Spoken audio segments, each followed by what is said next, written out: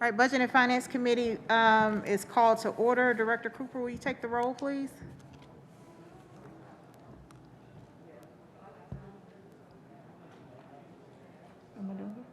You take the roll?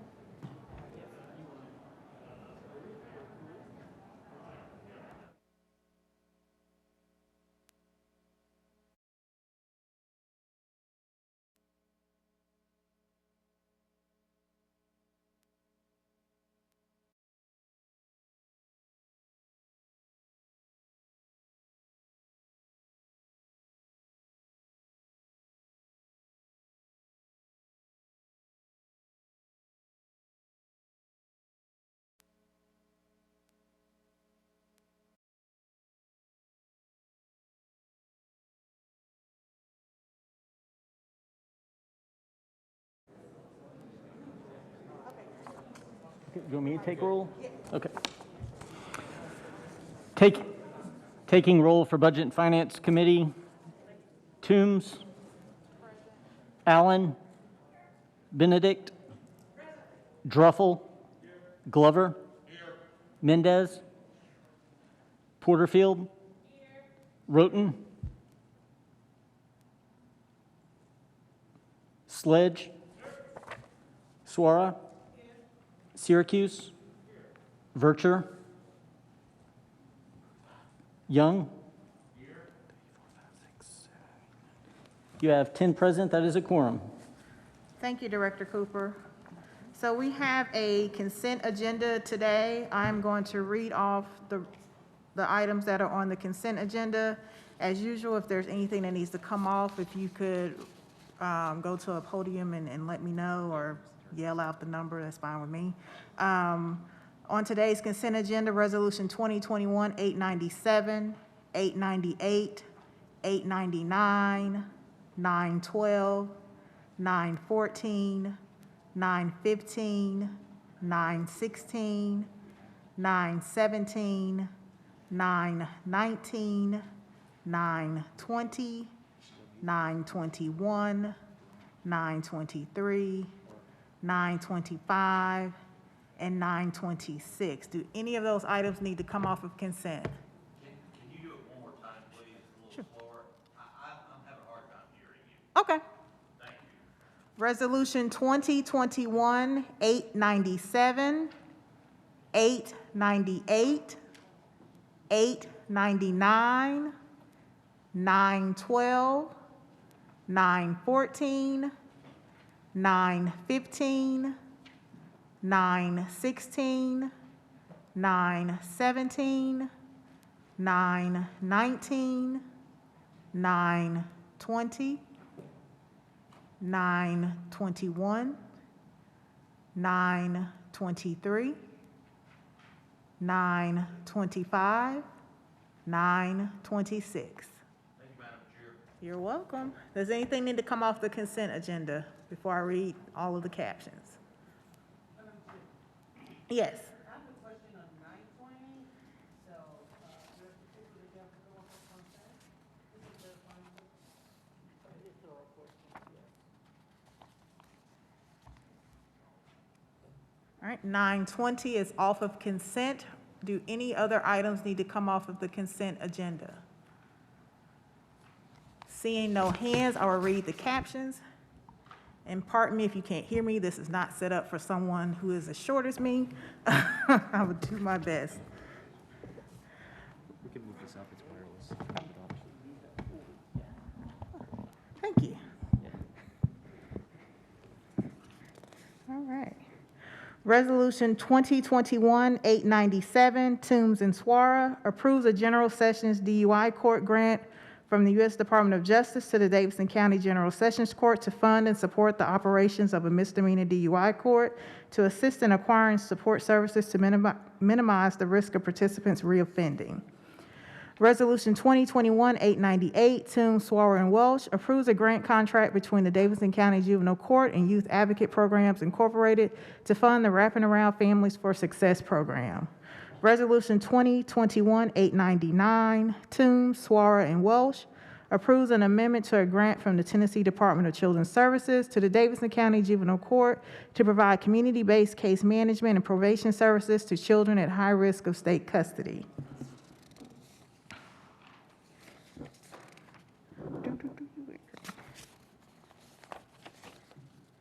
Resolution 2021-912, Toombs, Van Reese, Swara, and Stiles approves an amendment to a grant from the Tennessee Arts Commission to the Metro Arts Commission for general operating support to expand, improve, and develop the arts in Tennessee.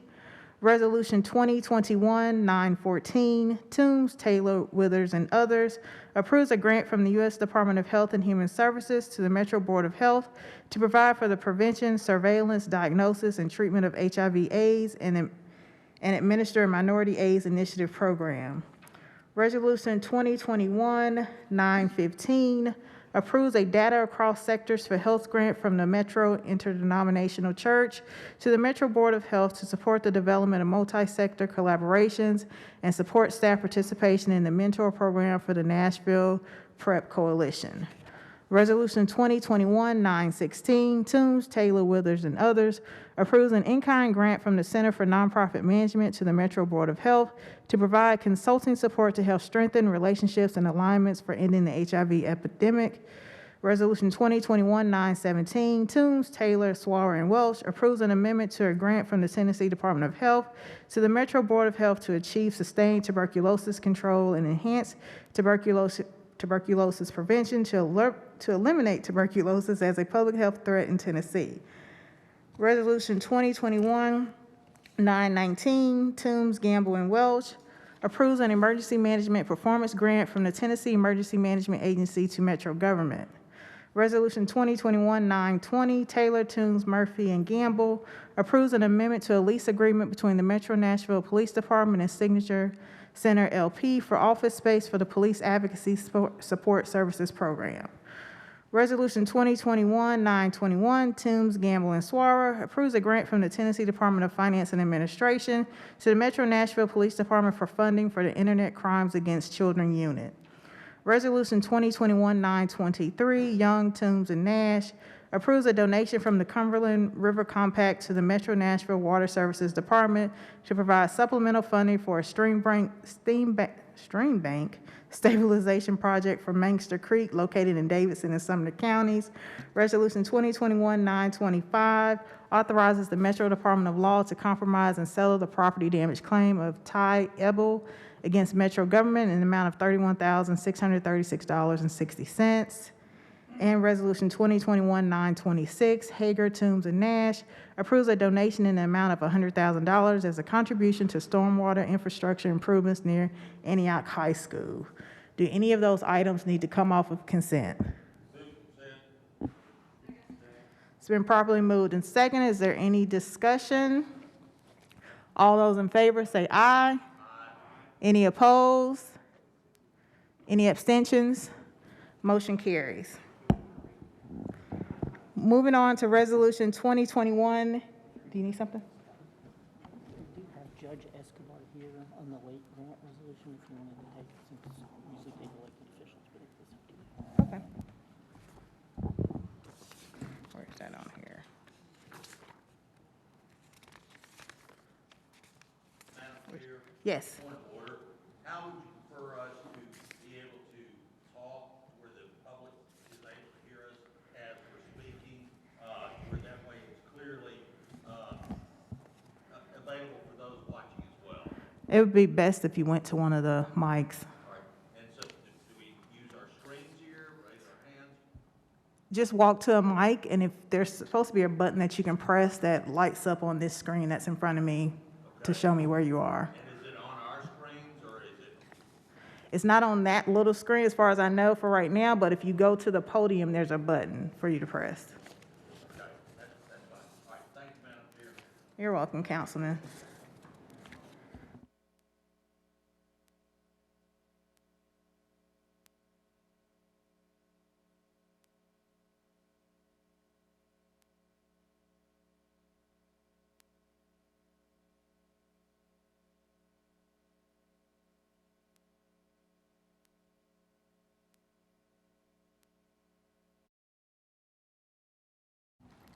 So we're going to go a little bit out of order. We do have a late file resolution concerning Davidson County General Sessions Court Division 3, and Judge Escobar is here, so we're going to go ahead and take that late file resolution.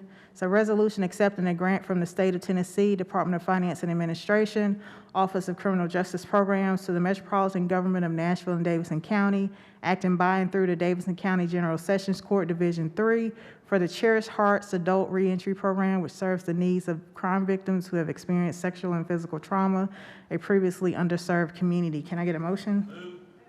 It's been properly moved and seconded. Discussion. Did Judge Escobar want to speak to this resolution?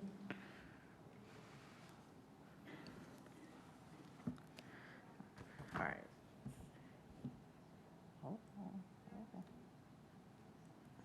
Okay, good afternoon. Thank you so much for having us. The Cherished Hearts program is a human trafficking survivors court. It's been in existence for 3 years. Our grant ran out, and this is our renewal of the grant in order for us to keep providing these services. It's something that really helps these participants with their addiction issues, trauma issues. I'm very passionate about it, and I'm here for any questions if you may have any. Thank you. Thank you, Judge Escobar. Is there any further discussion? Seeing none, all those in favor say aye. Opposed, nay. Any abstentions? Motion carries. Moving on to Resolution 2021-886, Glover requests Mayor John Cooper to provide funding for new public safety employees and for personnel to serve as project managers to assist the development community with navigating Metro's approval and inspection process. Can I get a motion to get this in front of the committee? Can I get a second? It's been properly moved and seconded. On to discussion. Let me turn on your mic, Councilman Glover. Let's see. You should see a green button that's lit up. Okay.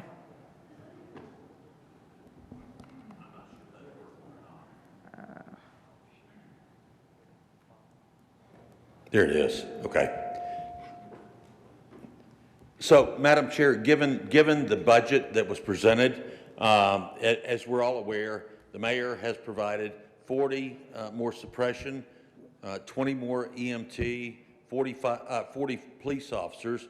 I still think we're extremely low in those areas, but given that, and also the fact that it's beyond apparent that there are members of the mayor's staff that are getting their hands around the development and how we will help people move forward in the community. I plan on tomorrow night withdrawing this, so I don't want to waste time with it. I don't know, Mr. Cooper, what is the best way for me to do this? Do I draw it here and then tomorrow night just withdraw it as well? All right, thank you, Madam Chair. I plan on withdrawing. Thank you. Thank you, Councilman. All right, next item on the agenda is Resolution 2021-9. Yes. Oh, I'm sorry.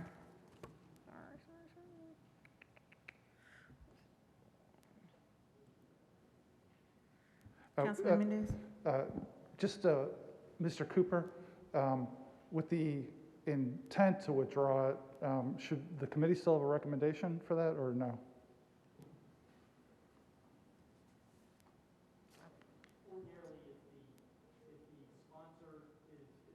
Sponsor and expresses an intent to withdraw, then the committee does not take action. All right, and then separately, what is the, this is off topic, but I think it's relevant. What's the health department guidance as far as wearing masks in this room? I believe masks are supposed to be worn while in the building. All right, thank you.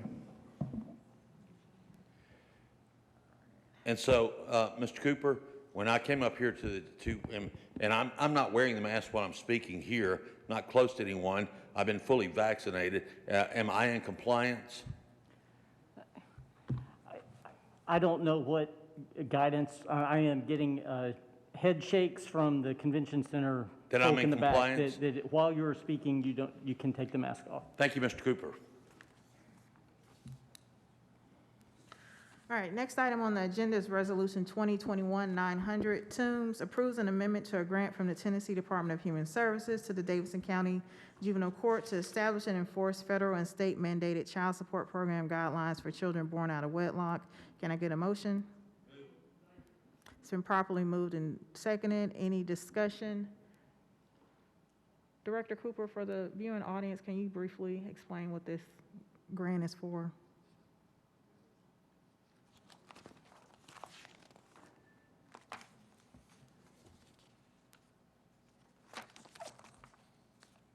Sorry, I'm trying to get my place. This is 900, right? Yes. So this is a routine grant that we get every year. This is just a renewal or an extension of the grant for another year. So it approves the third amendment to extend for 1 year and increase by about $500,000. And is there a local match for this one? There is the local match is increasing by $500,000. The grant amendment is increasing by $975,000. Thank you. Is there any other discussion on this resolution?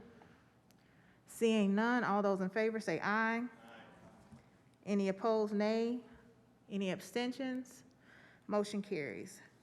Moving on to the next, Resolution 2021-902, 903, and 904 can be taken together. Can I get a motion to get those? Actually, let me read them. That would be appropriate.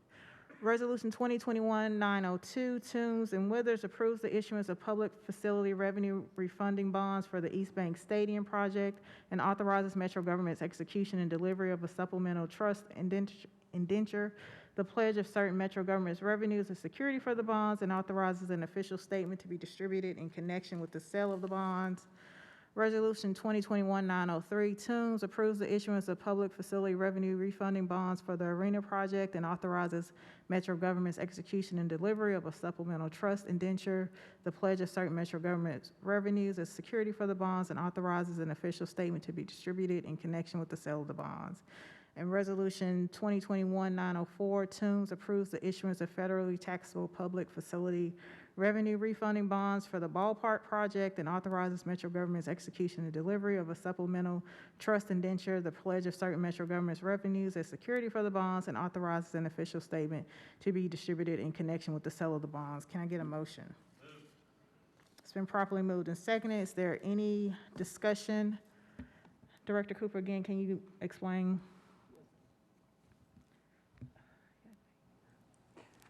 These three resolutions all are for the sole purpose of saving debt payments, saving interest payments. They are refunding bonds that were previously issued at a lower interest rate. It does not extend the term of the bonds or increase the amount. It's just refunding, kind of like refinancing outstanding debt to save interest costs.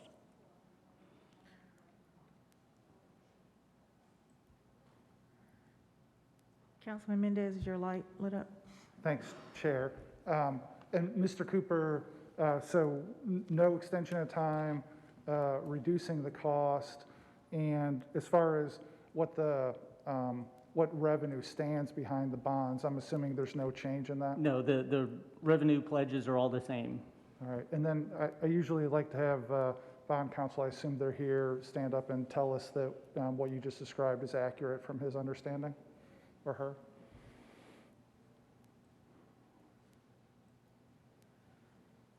Hi, I'm Jeff Alderman, Bass, Berry & Sims, bond counsel. I can confirm that. Thank you, sir.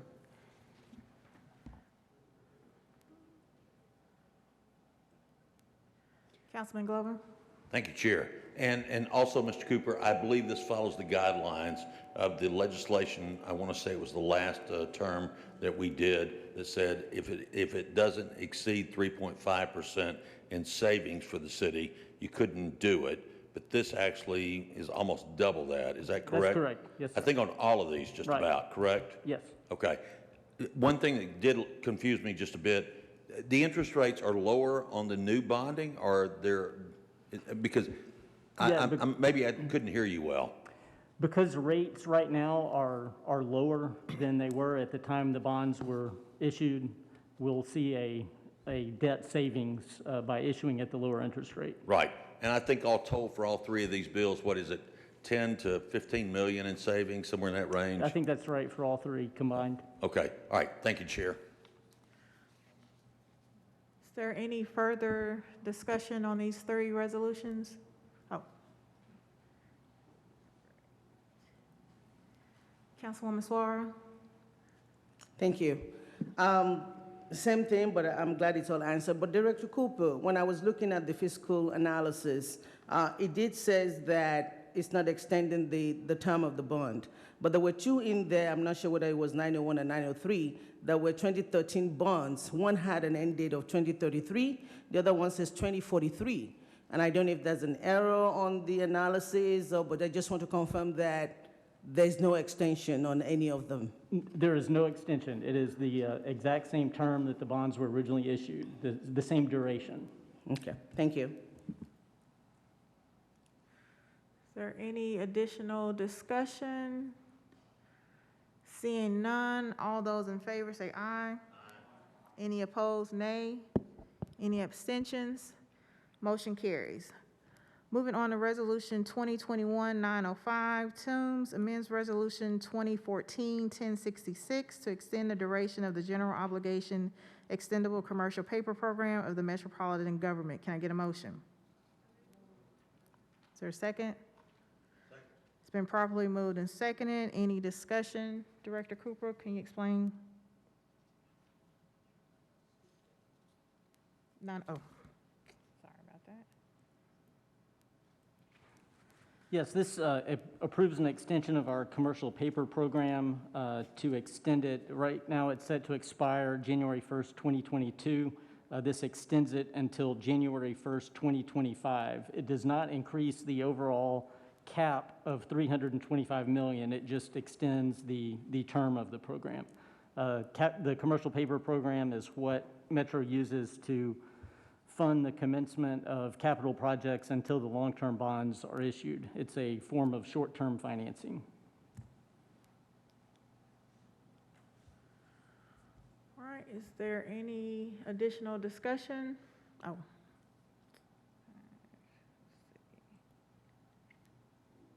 Councilman Glover? So in reading the analysis, I was trying to understand the exact benefit that we have to the city. So could you, I guess, go into a little greater detail on that, please, sir?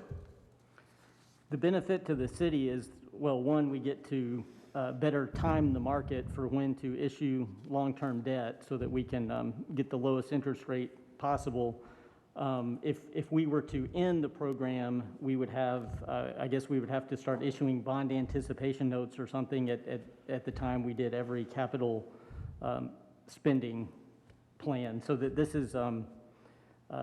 has been in place for a number of years and has served us very well. It was modeled after what the state was doing at the time, and the state is still using a commercial paper program, to my knowledge. Right. I mean, I just wanted to make sure I was understanding, because if the interest environment changes, I mean, I sit here and watch the 10-year bond, or excuse me, the treasuries every day, and I'm just trying to, I mean, if we're extending it just for the hopes of maybe being better, that's what I was trying to fully understand. No, this extends it so that we can continue to access commercial paper for capital projects. Because Okay. if it ended, then we would have no access to it. Yeah, no, I understand. So then my final question is simply this: is when we're getting our projections on expense costs in the future of whatever we have already anticipated the spending to be, whatever the capital spending plan is, what we've approved, et cetera, it will still build the numbers in. This really doesn't change any of that, does it? No, this just enables the funding for the previously approved capital spending plan. All right. Thank you, Madam Chair. Councilman Mendez? Thank you. Just to follow up on Councilman Glover's questions, because this is a program that a lot of people get confused about. This renewal, as I understand it, is ordinary and routine in that banks don't make very long-term commercial paper programs. They're designed to be short-term, and therefore they have to be renewed from time to time, I think, every year, every couple of years. I think we do it is it every 2 years? 2 or 3 years? I don't know if Michelle's here.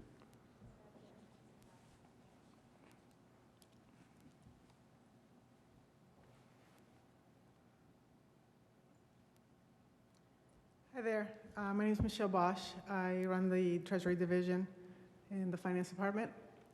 So yes, ideally, it depends on the time of the market. If it's a contentious time, banks won't go longer than a year. During more calm environments, banks will go out a little longer with our credit. We have the flexibility to go out up to 6 years as per state law. And so we've elected to stagger out the maturities of these programs so that we have them expiring on different years for diversification purposes. Thank you, Ms. Bosch. And while I got you, let me ask you just a couple other things. Again, this is, I think, to help the public understand. I think Metro is a pretty good credit risk, and the interest is pretty low for these programs. Is that right? Absolutely. We're AA rated in the long term, and the extendable program that you're reviewing now is solely going to market on our credit rating for short term, which is akin to an A1/P1, which is also an excellent credit rating, which facilitates us to obtain the lowest cost of commercial paper. And these days, we're paying about 14 basis points on what would be 45 to 90-day commercial paper. And for people who aren't familiar with basis points, what is 14 basis points in terms of an interest rate? It's about 14th percentile. So 14/100ths of 1%? Yes, 14/100th of a percent. Sorry. All right, thanks a lot. I appreciate it. Yes.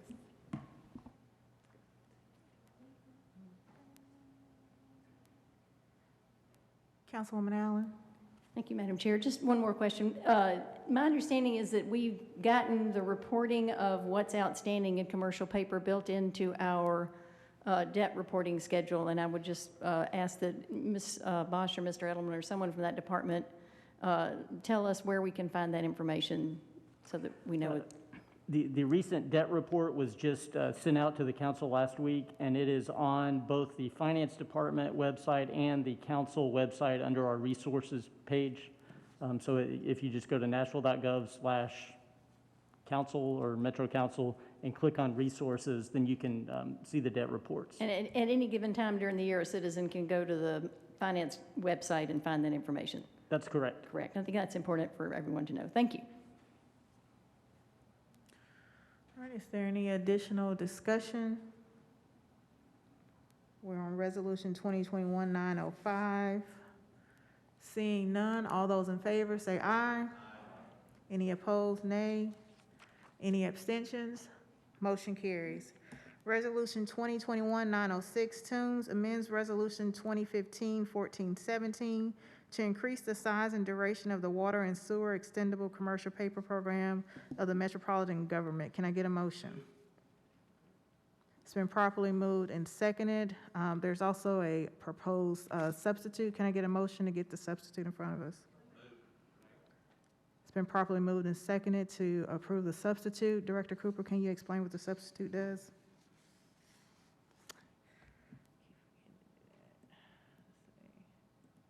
Yes, the substitute is to remove the increase in the amount of the water sewer commercial paper program.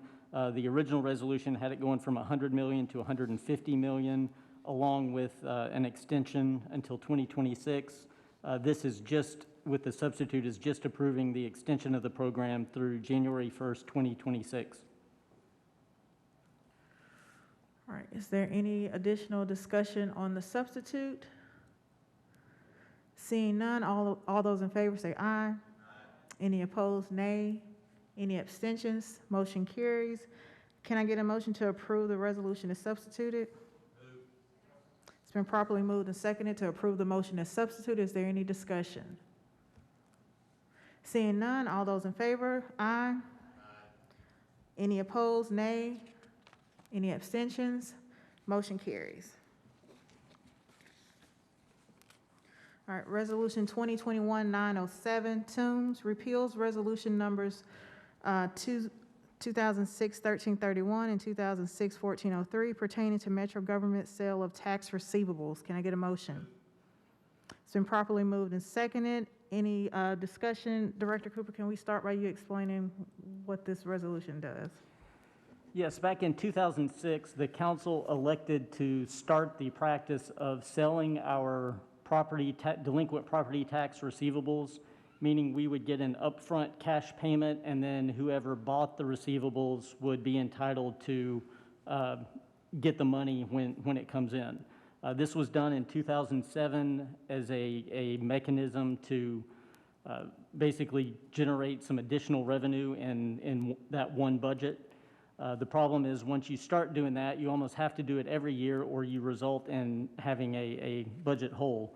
And the finance director has determined that now is an appropriate time to stop that program so that we don't have that problem going forward.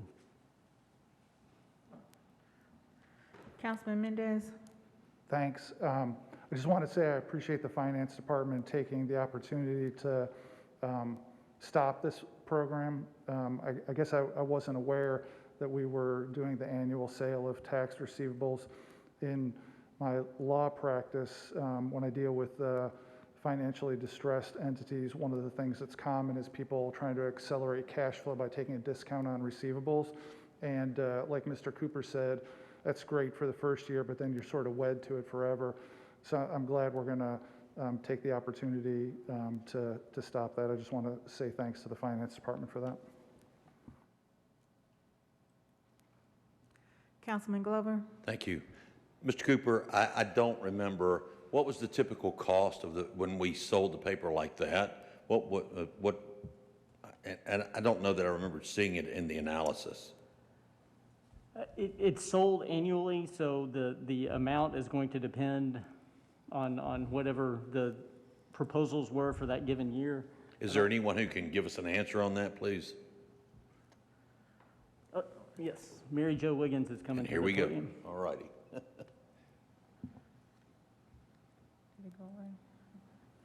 Yes, this is Mary Jo Wiggins, Deputy Finance Director.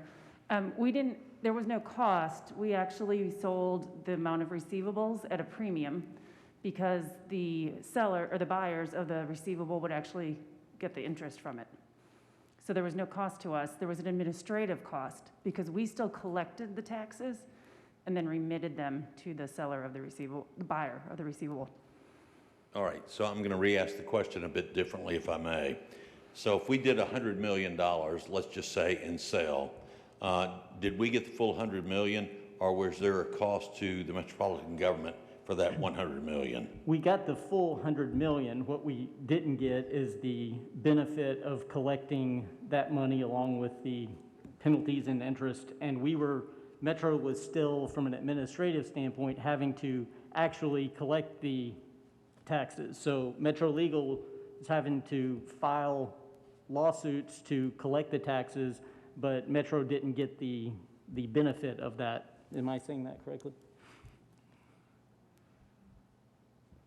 I don't know. Or, I'm just trying to figure out, I mean, I agree with the move. I'm just trying to understand the full savings that we hopefully will see out of this.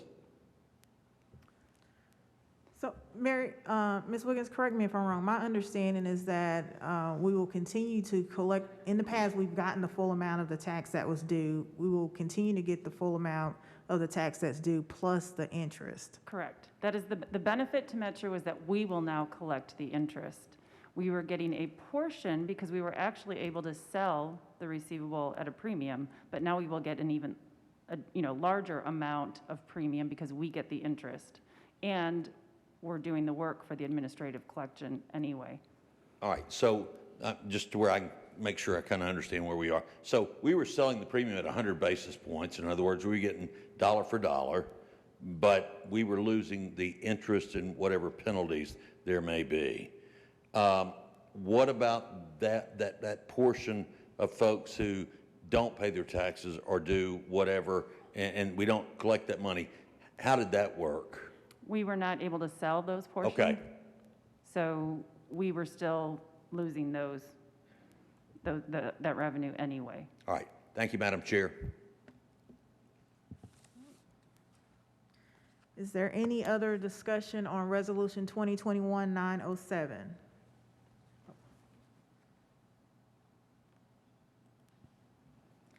Councilwoman Suara? Thank you, Madam Chair. I just want to add further to be able to say that anytime receivable is being sold, the onus is on the person that buys it to collect it and spend all the money to collect it. In this particular instance, Metro is still bearing those costs and trying to collect and then remit to the person that buys it. So that's why this does not make any sense from any angle. So we get to keep, we spend the money to collect it and then we keep all of that. So just wanted to add that clarification in there. Thanks. All right, is there any additional discussion? Seeing none, all those in favor say aye. Any opposed, nay. Any abstentions? Motion carries. We're going to save Resolution 2021-908 and 909 to the end. There's a presentation related to that, and there'll probably be ample discussion. So let's skip over to Resolution 2021-910. Rosenberg, Toombs, and Suara authorizes the Metro Development and Housing Agency to enter into a pilot agreement and accepts payments in lieu of ad valorem taxes with respect to a multifamily housing project located at 0 Newsom Station Road, known as Poplar Bend. Can I get a motion? It's been properly moved and seconded. Is there any discussion? Seeing none, all those in favor say aye. Any opposed, nay. Any abstentions? Motion carries.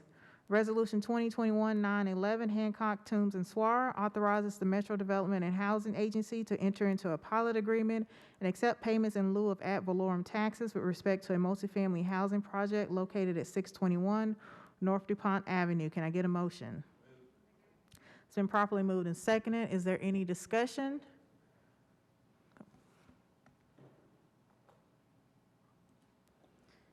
Councilwoman Hancock. Thank you, and congratulations. You're doing an awesome job working these mics. I just wanted to speak in favor of RS 2021-911. This is a affordable housing community in Madison, and I think rehab of our existing housing stock is essential to sustain the useful life of our city's housing stock, which we all know isn't meeting the needs, so we don't want to lose it. We need to make sure these citizens have appliances that work, floors that aren't peeling, and windows that don't leak, and I appreciate you guys supporting this bill. Thank you. All right, is there any additional discussion? All right, seeing none, all those in favor say aye. Opposed say nay. Any abstentions? Motion carries. Resolution 2021-918, Taylor, Toombs, and Van Reese approves an amendment to the Centennial Park Master Plan support grant from the Centennial Park Conservancy to the Metro Nashville Parks and Recreation Department to support the implementation of the Centennial Park Master Plan. Can I get a motion? It's been properly moved and seconded. Is there any discussion? All right, seeing none, all those in favor say aye. Any opposed, nay. Any abstentions? Motion carries.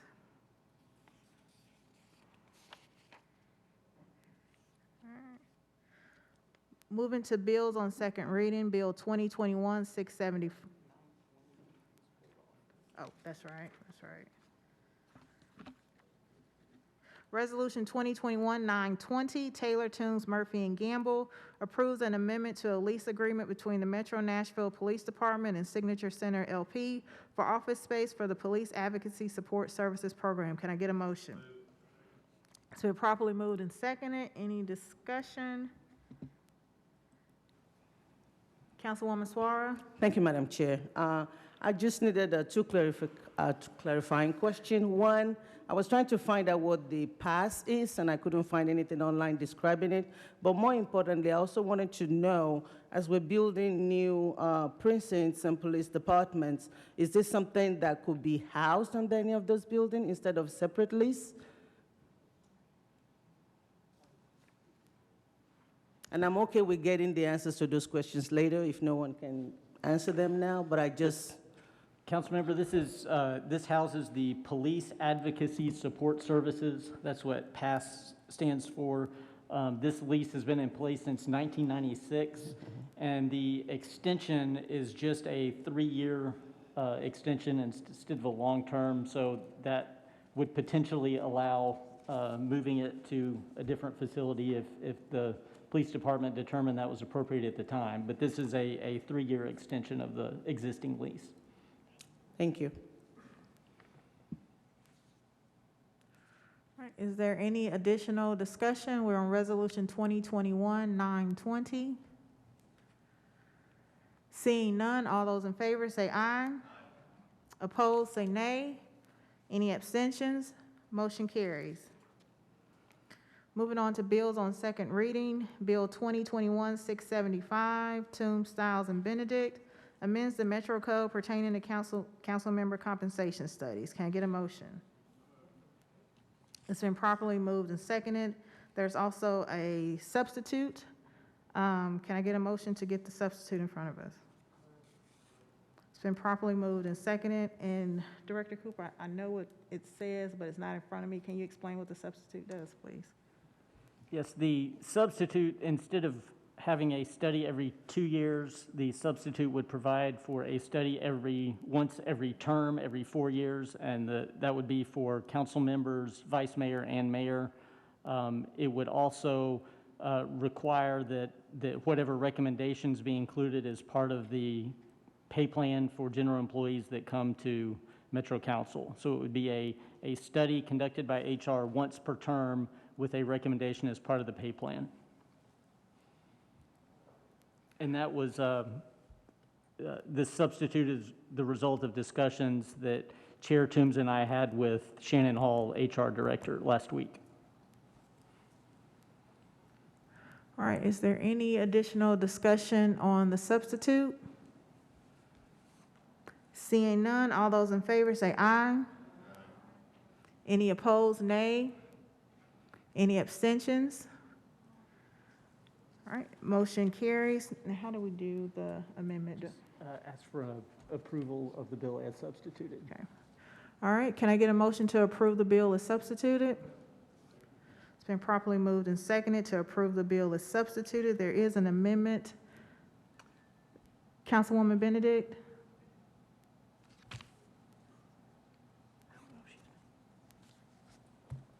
Councilwoman Benedict?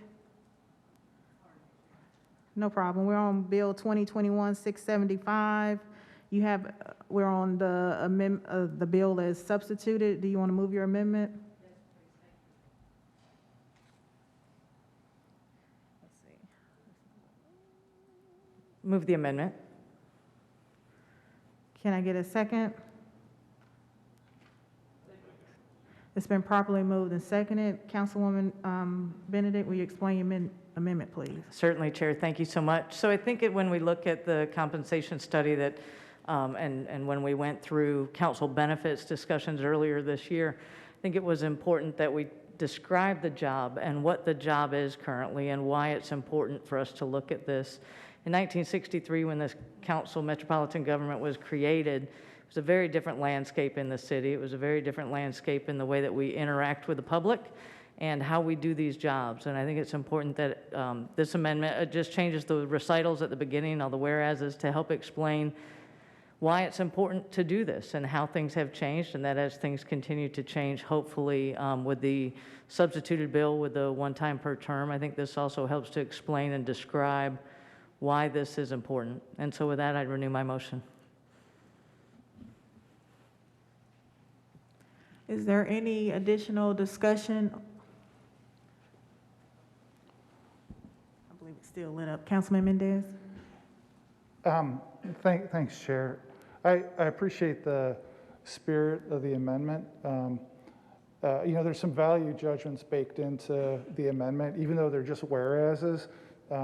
Calling what we make extremely modest seems to prefer a result, and I'd be more comfortable if we just left the additional whereases out and just let the substitute go as it was prepared. For one, I'm not sure that voting in favor of calling it extremely modest necessarily reflects the views of the county entirely. And so if it goes forward on a vote, I may vote no today and think about it overnight about what I do tomorrow, but I just ask the sponsor to reconsider. Thank you.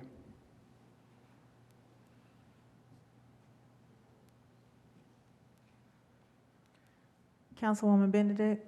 Thank you. If I may respond, Chair. You know, I think that's a good observation by Councilmember Mendez, and certainly those two words were not meant to give that judgment. So I think that it is a good decision to amend that amendment to that degree. I think that again, the purpose of this would be to, help to explain and let the public know and paint a picture that this is not a part-time job, and whether we consider it modestly compensated or not, I think that we need to make sure that the public understands. We continue to call this a part-time job, but I would wager that almost all of us work well over 35 hours, which is the line for a part-time job in the U.S. So with that in mind, I just think it's important that we help the public understand, but I certainly understand Councilmember Mendez's point in regards to those two particular words, and certainly am willing to, I guess, Director Cooper, if I wanted to amend the amendment. I think without objection, we'll just consider those two words removed, and then the amendment that the council considers tomorrow night will reflect that. That sounds great. Thank you. Chair, that's all I've got. Councilman Glover? Thank you, Chair. So may I direct a question at Director Hall, please?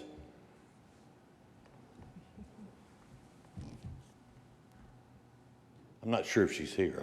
That may be. Is she here? I am. Yes. Okay. So here is my question. We had this come similar, all right? We had it come similar several years ago to the council and to vote ourselves, quote, a pay raise. And we didn't do that at the time. And I was against it because when you run for office, you know what you're going to get paid. And if that doesn't make you happy, then don't run for office, et cetera. But then we did an end around and we ended up raising the pay anyway, where we really didn't have a say about that. Does this study actually do anything in that arena, or what does this actually accomplish? Is that, I'm not certain the question is clear, but if not, I'll clarify it. I think I understand your question. I will say that as an HR director, I feel pretty strongly about properly compensating every employee of this government, and that includes council members, vice mayor, and the mayor. I think there are unique challenges to all three of those positions because you all do not have your compensation indexed for things like cost of living adjustments or merit-based increases, even with your gained experience over the years. So I do feel strongly about properly compensating council members, and I think doing so in a modest and incremental way at appropriate times, which in this case legally is once for every future term, is an appropriate standpoint. It allows us to avoid things like what happened last time. There was a gap in council compensation, vice mayor and mayor compensation between 2003 and at that time what came into effect in 2019. And going for a time frame of 15 plus years between the increasing then makes it look like the increases to council member compensation is tremendous. And so at that time, you all were facing increases of about 30% in your compensation. When you look at it indexed over that period of time, it was a lot more appropriate and pretty consistent with other pay across the government. So the substitute that has been before the council that I discussed with Director Cooper and the chairwoman, I really think accomplishes a way to incrementally and appropriately, once every future term, incrementally index the pay to properly reflect the duties of council members, the vice mayor, and mayor. So I'm going to clarify just one point, if I may, and this may go to Director Cooper. So in doing this particular study, does it bring a bill specifically to the council on if pay raises were to take place for the council, vice mayor, and/or mayor? Or does it still go through the employee compensation?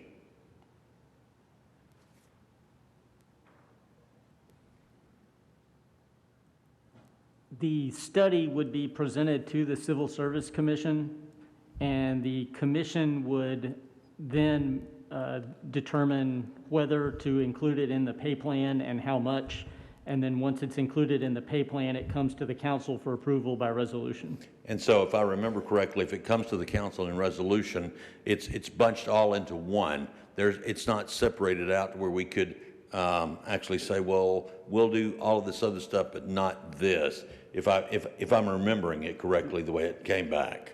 That's correct. The council by charter cannot make changes to the pay plan except by making uniform changes across all grades. Okay.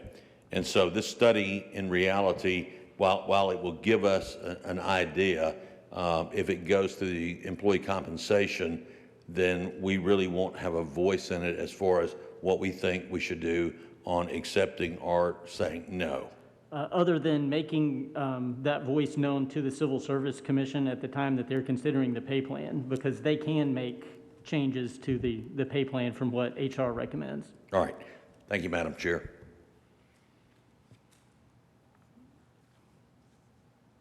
So I believe we're still, Councilman Young? Thank you, Madam Chair. I think it's important for us to clarify, and so Director Cooper, if you could make sure that we understand that, say today we voted to increase the compensation of the council, it would not affect anyone in this room, and that it would, unless they were reelected. So if you could kind of explain that to make sure that that is out, because that hadn't really been mentioned. The charter specifically states that salaries for the mayor, vice mayor, and council members cannot be changed during the term of office. So it's any change that was made this term would not take effect until next term. Correct. Thank you, Mr. Cooper. Thank you, Madam Chair. Is there any additional discussion on the amendment? Seeing none, all those in favor say aye. Any opposed, nay? Any abstentions? So now we're on the bill as substituted. Okay. Can I get a motion to approve the bill as substituted and amended?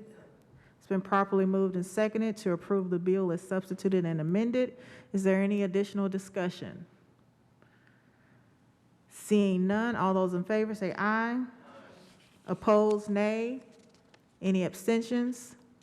Motion carries.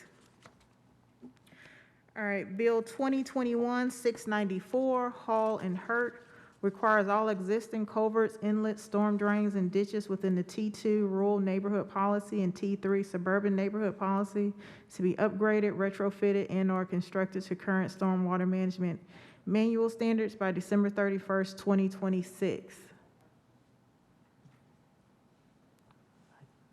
Is the sponsor? Well, Councilwoman Hurt is here. Can I get can I get a second?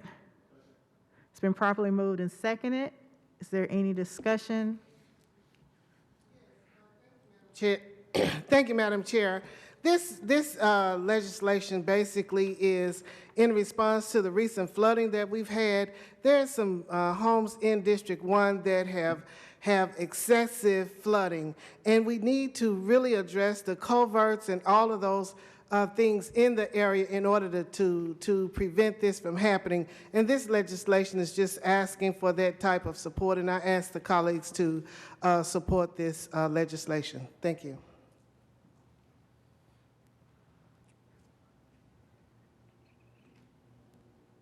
Chair. Councilman Mendez? Oh, thanks.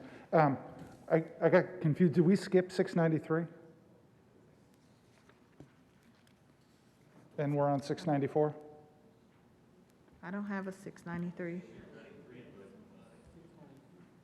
Am I? Oh, okay. Sorry about that. Thanks. I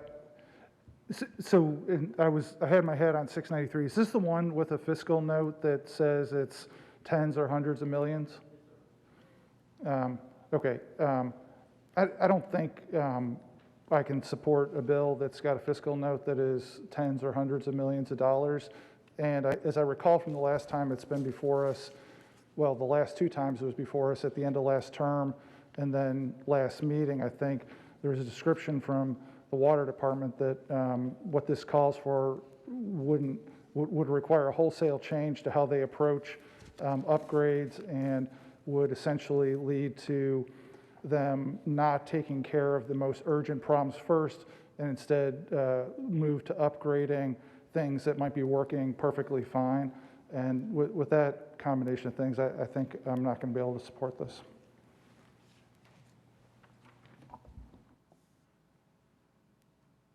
Madam Chair, rather than me walking back the mic, I would like to move to defer this one meeting to where we can speak with the sponsors and as well as the water department so I can fully understand what this is. And so I don't know if the sponsor would consider that, but if they would, I'd be appreciative.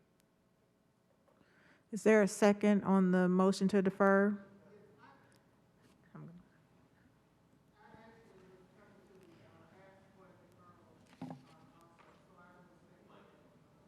Nomination.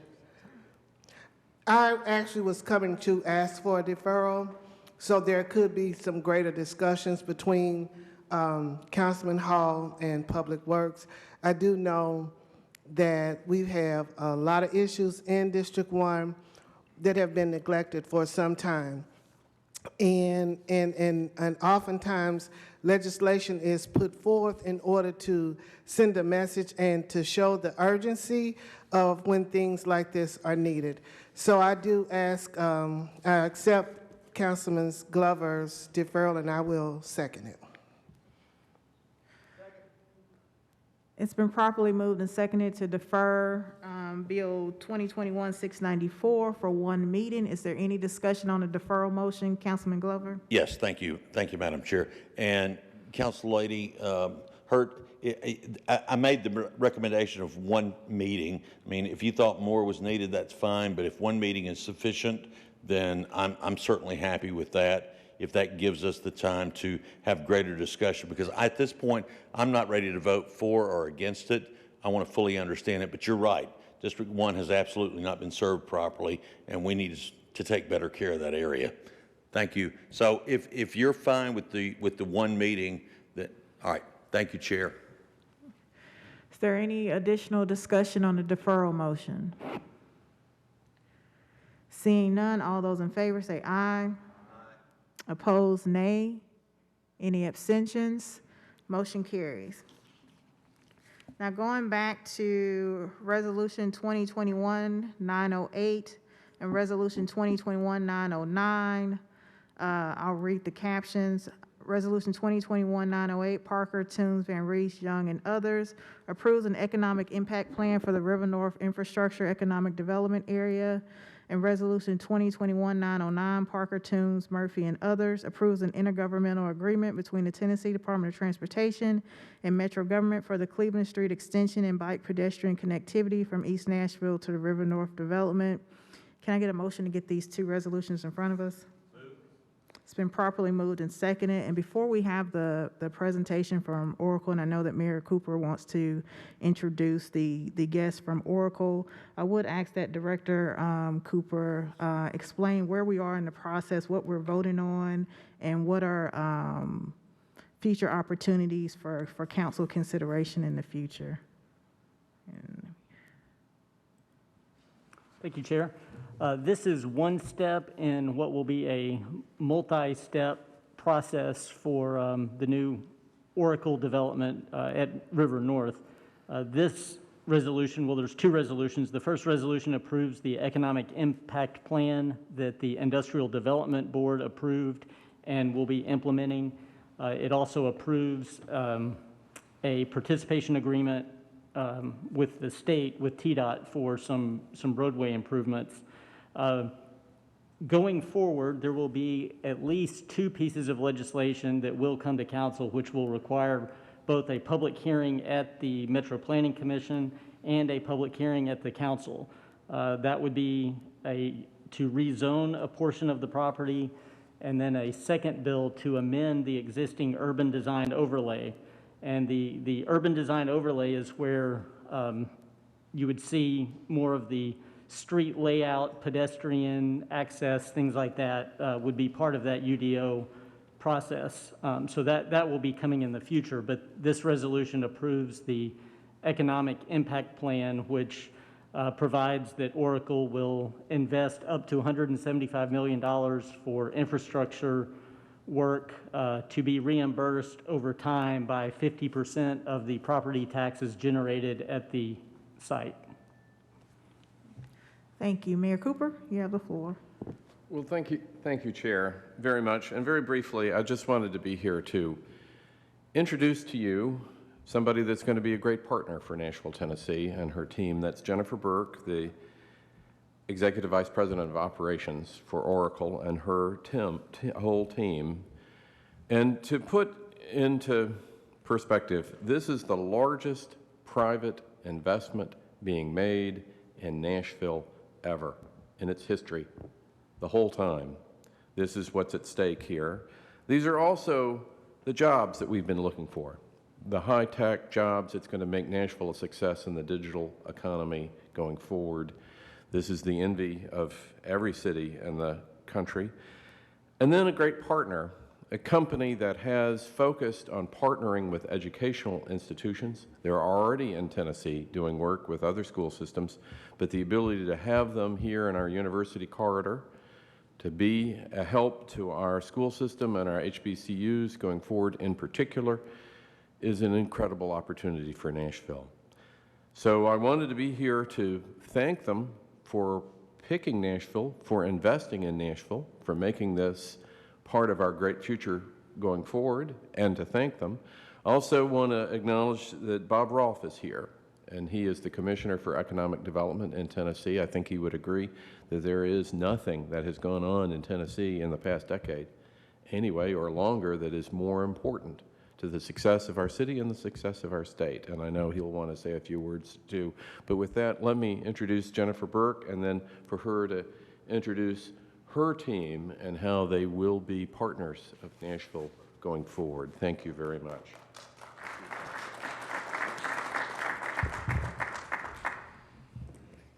Thank you, Mayor Cooper, and thanks to the Budget and Finance Committee today, as well as any other council members that joined us here today. I'm going to hold the introductions for the team because I think we're going to do questions for you afterwards, and folks will introduce themselves as they go through questions. I do understand each of you have the presentation, but it doesn't advance automatically, so I will try and keep you honest and keep you on the right slide if I can get my presentation back up. All right, slide 2. So Oracle was founded in 1977 by Larry Ellison, a man who never graduated college and was raised by his aunt. And many of you may have heard of Larry. He's a very public person. He has a particular public image. I've had the amazing opportunity to hear Larry tell the story of starting Oracle. And he talks about how he was a big disappointment to his family. He was from a Midwestern family, and they were very upset that he hadn't become a doctor or a lawyer. And I actually come from a Midwestern family myself, so I can relate to this. And so he worked in technology, and he saw a problem that people said couldn't be solved, which was to build a relational database. And Larry doesn't believe things can't be done. He is constantly trying to solve the world's problems through technology, through data. And so he was going to make it happen. And his dream for Oracle was that he could get to 40 employees. He thought if he could build a company of 40 employees, he really would have accomplished something, and his mom would, or his adoptive mom would be proud of him. Well, sure enough, he did far better than that. At last count, Oracle has over 135,000 employees around the world. We've got over $39 billion of revenue and over 430,000 customers across the globe. Now, Larry, we're very fortunate to still have him as our Chief Technology Officer. He is very involved in the day-to-day of the company, but most importantly in the products that we build and the services that we offer. And his passion for best-of-breed technology is really at the core of what Oracle focuses on. And with that, you can see we have over 38,000 developers that work at Oracle, building products and services to serve our customers, and have spent over $70 billion in R&D. Now I'm going to move to slide, I can't even see them without my glasses on. 3, what does Oracle do? So many of you may not know what a relational database is, but we're the only technology company with both a scaled global cloud infrastructure platform as well as a full suite of modern cloud applications. It still can be hard to grasp what that is, but Oracle's technology, you interact with it every day. So using the example of the Oracle team flying out here today, everything from booking and flying on an airline to get here, to calling a Lyft to come pick you up at the airport, to actually the check-in and the reservation system at the hotel where we're staying. And even Doug, a colleague of mine, grabbed a coffee at a local coffee shop on the way over, and Oracle's technology services local coffee shops and bars and restaurants, et cetera. So while we may not be prevalent in delivering boxes to your house or helping you connect with your friends over social media, rest assured each of us interact with Oracle's technology each and every day, working oftentimes behind the scenes to make our lives easier, to make the things that we do available to us. Moving on to slide 4. While I won't read every slide, I would like to read this one. This is a quote from our CEO, Safra Katz, and it says, "Every good idea at Oracle comes from our employees. By building diverse and inclusive teams, we benefit from each other's strengths and perspectives. That's what turns good ideas into great ideas."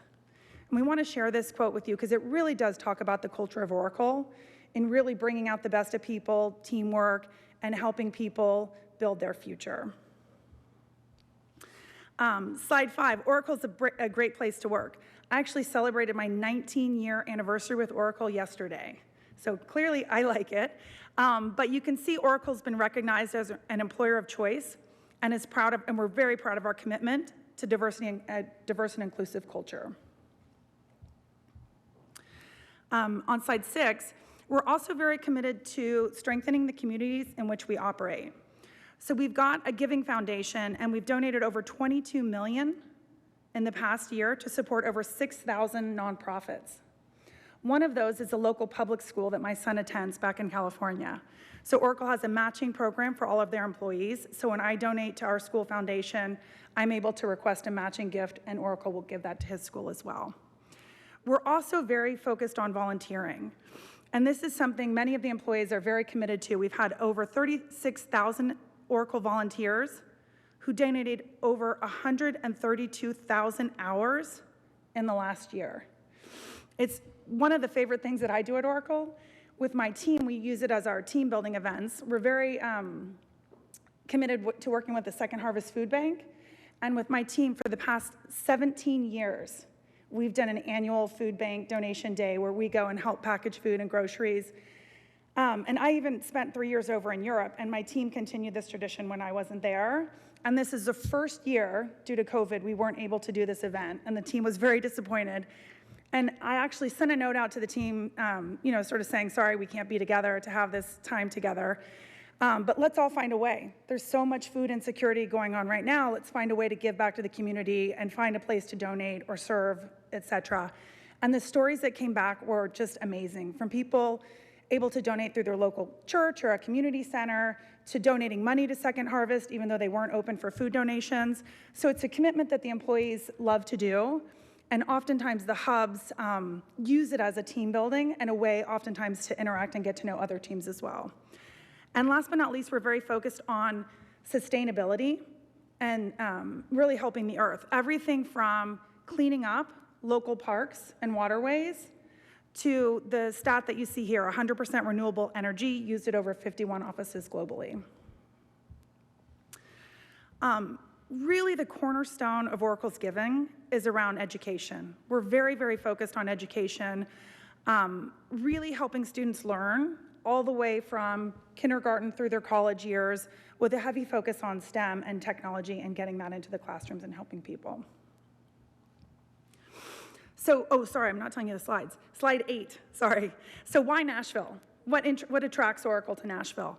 Well, first and foremost, we love the city, the vibrant culture, the diverse population, and it's a destination of choice for many new employees and college graduates. So many of the people that we will hire into this hub would be recent graduates of colleges. So that's the other thing that really attracts us to Nashville, is the ability to get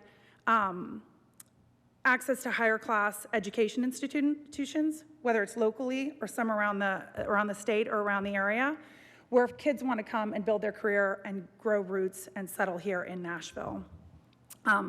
The other thing that really attracted us, in particular to River North, which we'll get to in a minute, is the proximity to the waterfront. If you were to look at a lot of Oracle's campuses around the US, there's almost always a water feature. Larry in particular is very focused on having a campus near the water, lots of outdoor space, interaction with the community, et cetera. So we love that particular area, and the affordability and quality of life here in Nashville. All right, so let's move to slide 9 and talk about the project summary and the economic impact. So what we would be looking to do is to grow about 2,500 jobs by the end of 2027, ramping up to over 8,500 or roughly 8,500 by 2031. In growing these jobs, it would create an estimated incremental 11,500 jobs in the community, as well as an incremental 10,000 jobs during the construction period. When Oracle completes a campus, we would have invested roughly $1.2 billion in capital expenditures, and we'd have an annual payroll to our workforce of a little over $1 billion as well. And so the local fiscal impacts would include about $8.8 million in local sales tax collections annually, as well as $16.1 million in local sales taxes generated during the construction period. Moving on to slide 10, you have an aerial view of the particular piece of property we've been looking at called River North. If we move on to slide 11, this picture to me is quite stunning because it's almost identical to the view that we have from a campus we built in Austin. So they have a river running through their downtown as well. We're on the southeast side of the river overlooking the downtown skyline, and it looks remarkably similar to this picture of Nashville, which I just find stunning. And slide 12, you can see the conceptual design for the campus. What I'll highlight to you as we look at that, and Larry has a very heavy touch in anything that we do architecturally and visually. He likes campuses that feel like a campus, so not just a stack of very tall buildings close together, so generally low density, and very, very focused on, you can see the water that goes in through the campus, as well as all the green and the open space there on the campus.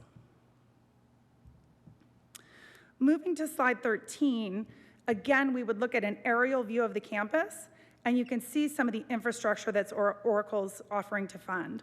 So start on the lower right side of the slide, which would be a pedestrian bridge that would connect the campus with Germantown. We envision that given the fact that we'll have a lot of recent college graduates and whatnot, they may want to live in that area and have an easy way to come back and forth. You can see all along the waterfront, the riverfront greenway access and the public park. That would all be part of it. Incrementally, there would also be roads and public utilities, as well as any remediation that might need to happen on the site. Moving to slide 14, let's talk a little bit more about the proposal. So what Oracle's offering is to pay upfront for up to $175 million of public infrastructure that would support the city of Nashville, and these would be agreed between Metro and Oracle.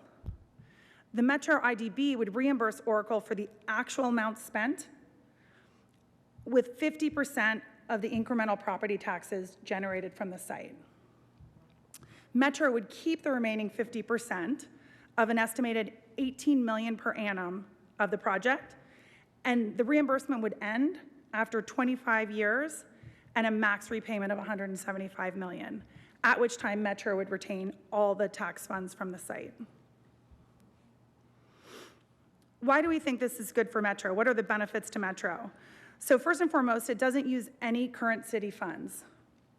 It doesn't require Metro to issue any bonds or pay any interest. It's a no-risk approach. If Oracle doesn't spend the money, or if it costs less than $175 million to build the infrastructure, that reimbursement would also be limited to the actual money Oracle spends with a max of $175 million. And then Oracle would pay up front, and the city would have the benefit of that, and with no interest payments at all. All right, with that, I'd like to turn it over. I think Commissioner Rolfe will say a few words.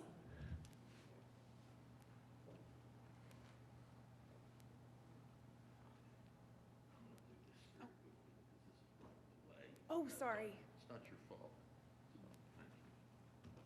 Thank you very much. Good afternoon. My name is Bob Rolfe, and I have the privilege of serving at the state in our Department of Economic and Community Development. And if I could just take a few minutes of the time to talk a little bit about the impact. And this goes back almost 2 years when Governor Bill Lee and our department and your mayor made the decision to call on Oracle. Let me just say this to you. Where we're so privileged today to be even having this conversation is that Oracle is one of these quiet global companies, one of the greatest global brands. And the best news is Oracle could invest $1.4 billion anywhere on this, across this country, across the globe. And the great news is, after a lot of work by a lot of people, we're down to what we would say would be hopefully our final vote. And I share that with you because most companies are about creating jobs. That's their job in investing capital. In this case, this is not a tenant that's just coming to our city or our state, entering into a lease in an office building, and then when that lease is up, having a whole host of options. We want to make sure that everybody understands that it's $1.4 billion of their capital. And when it comes to infrastructure, that is truly what cities and counties and municipalities typically contribute. And in this case, our friends at Oracle have said, we'll put the capital up front. And it is a very neat way of recovering their capital for infrastructure that's going to benefit all of us. And I would just simply say when it comes to jobs, we at the state, our job is not to create jobs. But our job is to recruit great companies that provide great jobs. And so, yes, we have the same kind of skin. Actually, we have a significant amount of incentive dollars involved here. And we would just ask you to please consider this. This is transformational, once in a lifetime.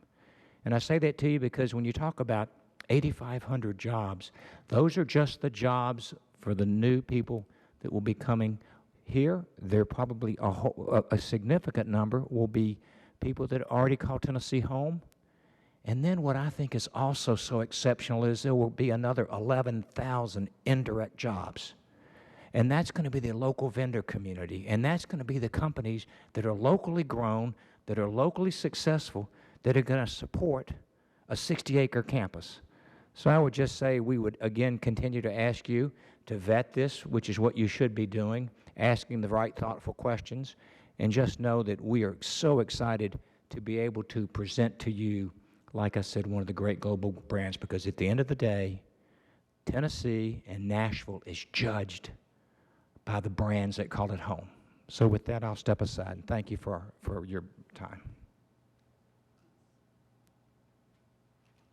Thank you very much, Commissioner Rolfe. We appreciate your support and your kind words. So with that, we are done with our presentation section, and we would welcome any questions that you all have. And I'll take some of these, and I'll have some of my colleagues that have traveled here with us today join me up here to answer questions, however we want to do it.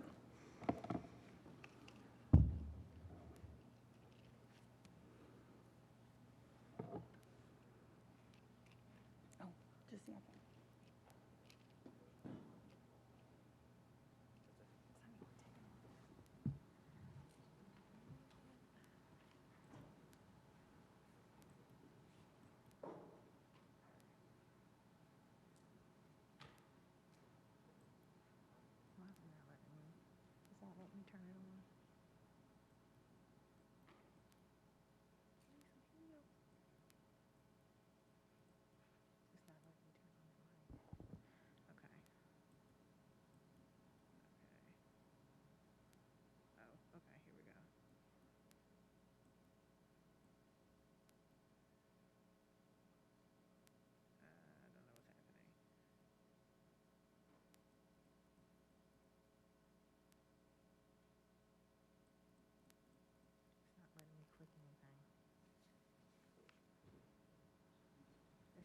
have too many people. It's like it's not letting me click like podium. It's not doing anything. Did I do something?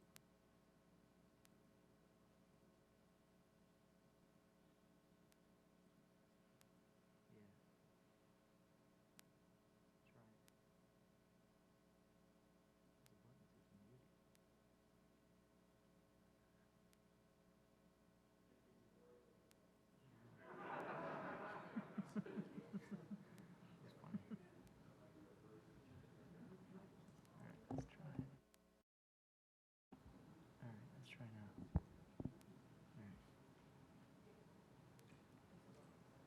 All right. Councilwoman Benedict? Thank you, Chair. And I will just say, Oracle, thank you for being here. What an opportunity that we have here. So I am in support of this. I'm excited for what Nashville's future can look like. Having said that, I have concerns. I've been in touch with Oracle and with the representation, and I've gotten some good answers to my questions. I do want to make sure that the public understands that I have listened to my constituents, and so often since 2019 during the campaign, I've heard, why is so much money going downtown and not enough money in our neighborhoods? I think we need to make sure that the message is loud and clear that this will result in money and infrastructure in their neighborhoods. So when we look at what was going on downtown, things like the NFL draft, and in my neighborhood, in our district, we lack sidewalks. We've grown tremendously, population density, we have dangerous streets, and we all know that our schools have been under-resourced. So, and I also want to think, when we think about schools, we've got 8,500 new employees coming here. 50% of them, let's say, have kids. Maybe not 50% of them live in Davidson County later, we'll see. But let's look at that number, and you're talking about 5,000 to 6,000 kids, so almost 10% more children in our school system. I want to make sure that as we pick up the revenue from this, that we're making those investments, that we're using those dollars in the neighborhoods and investing in our schools with our tax dollars, not just in partnership with Oracle.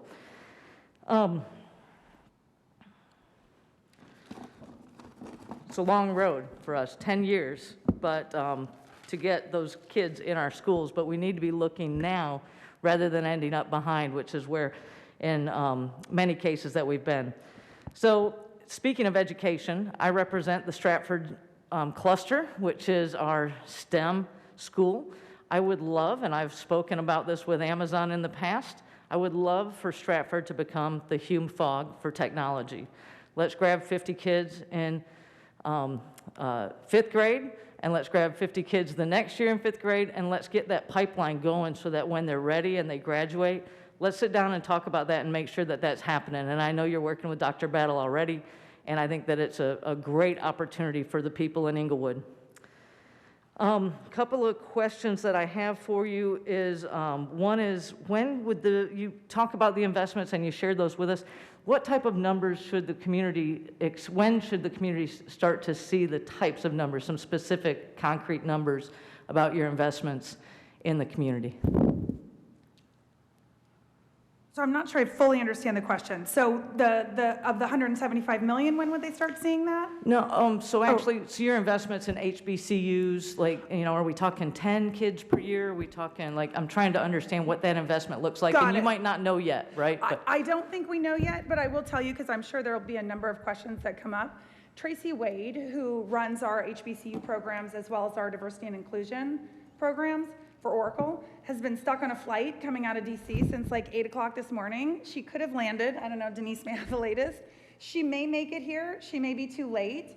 So what we'd like to do, just to give respect of your questions and make sure we get clear answers for you, any questions you have in that area, we'll take a note of them and we'll get Tracy to respond either tonight or tomorrow, and we're happy to do a call or something if that's helpful as well. That's great. And I think what I'm looking for there are other concrete investments that the community can expect to see in addition to the infrastructure, but through the Got it. programs that Oracle offers Sure. and the investments that are made in the cities where Oracle is. I'd love to understand what that looks like so that we can make sure people understand as well.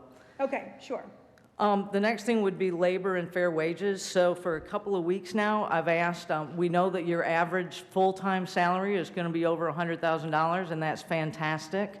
I haven't been able to find out in the past 2 weeks, multiple times that I've asked, what is the lowest wage that you pay your full-time and part-time employees?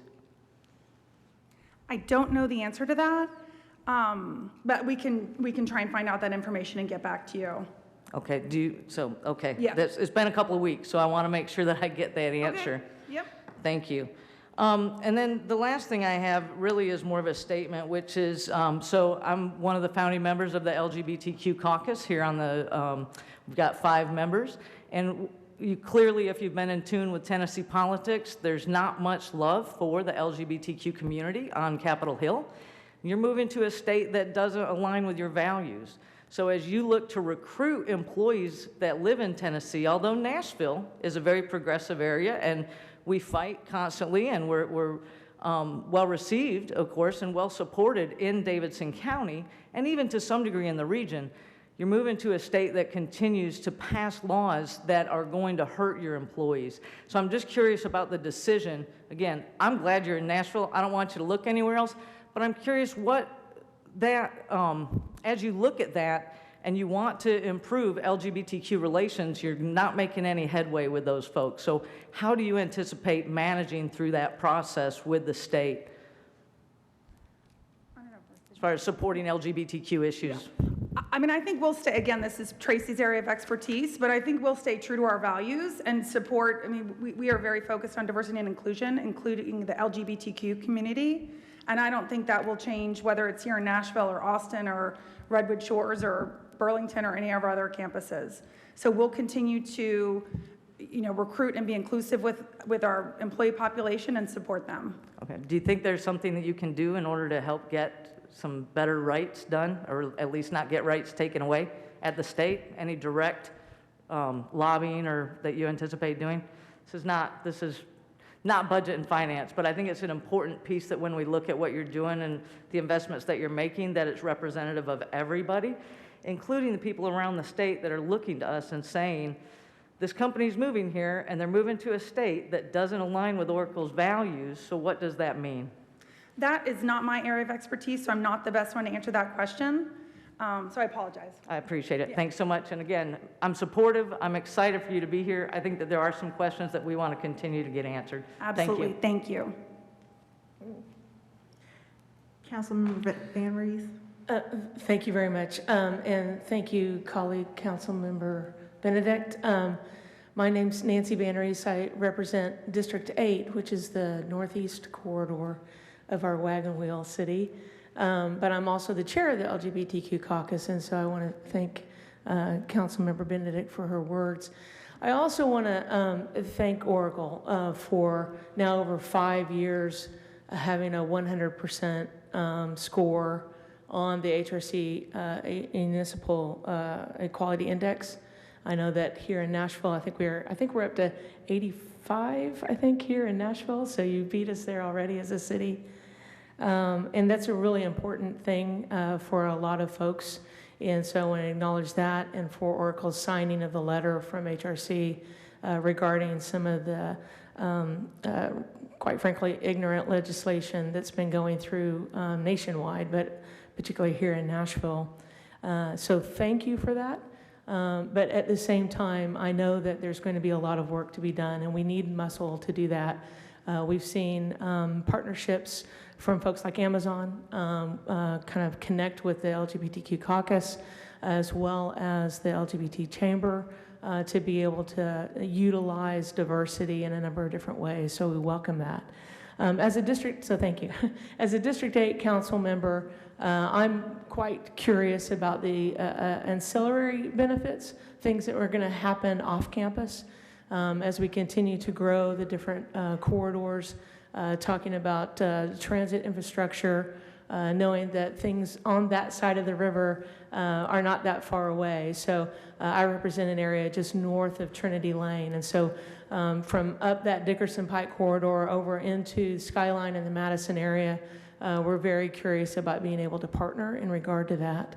And so I wanted to reach out on behalf of the folks in District 8 to say that we're going to be keeping a close eye on opportunities to do that with you, as you have other folks kind of partner with you and some of the subcontractors and things that are going to be happening. I think there's going to be a lot of infrastructure jobs. There are a lot of incredibly talented folks that live in Nashville that are going to want those construction jobs. And so we're going to continue to help make sure that those lines are drawn so that you can find them, and working with the different unions and things like that to build that. But also another colleague of mine here, Jeff Syracuse, and I work in the music business, and so we want to make sure that we're doing our part so that we can see you fully engage in. I know that Austin thinks that you know music a little bit, but we can school him on that. So welcome to the Music City when you get here, and so we want to make sure that we're participating in a lot of that, and that means a lot of the history that we've been talking about and kind of reincorporating some of that lift, and we want to see Oracle involved. Personally, I've used NetSuite for 2.5 years, so I understand some of that product, and I think that there's going to be opportunities to be able to teach some of our small businesses, have more programming in regard to that, and you can do that through some of our, not just the Nashville Chamber, but some of our different chambers that are really helping small businesses from your diversity initiative. So I look forward to personally working with your diversity and inclusion folks, as well as people that you think that can partner with us. So I am a co-sponsor of the legislation. I'm hopeful that we'll be able to continue to work with each other. But thank you for understanding that we're going to ask you to help use your muscle. So thanks so much. Thank you very much. And we'd love that idea. We'd love to work with your chambers and help train people or teach people about the technology, particularly the small business with NetSuite. That's a great idea. Councilman Druffel. Yeah, Tom Druffel from District 23, west of Nashville. Welcome, and it's great to have you. I'm in the hotel business, and we use you exclusively, as you can only imagine. I think everybody uses you, so truly appreciate your business. First is the question is, your campus are there other companies outside of Oracle that will complement or supplement your particular line of business and come in addition to use more space, or is it going to be within that campus?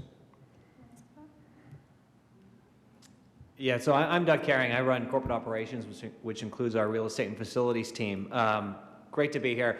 In terms of the company, our campus tends to be one in which we build it around what the Oracle's needs are, but we've seen it time and time again that an ecosystem is created as a result of this, where I'd anticipate that that we'll likely see more technology companies join us in this regard, mainly because it creates more and more jobs, which everyone else can benefit from. And if you look at our Bay Area campus area, for instance, there are tens, if not hundreds of technology companies, and we're seeing the same effect in Austin as well. So we look forward to having that in Nashville.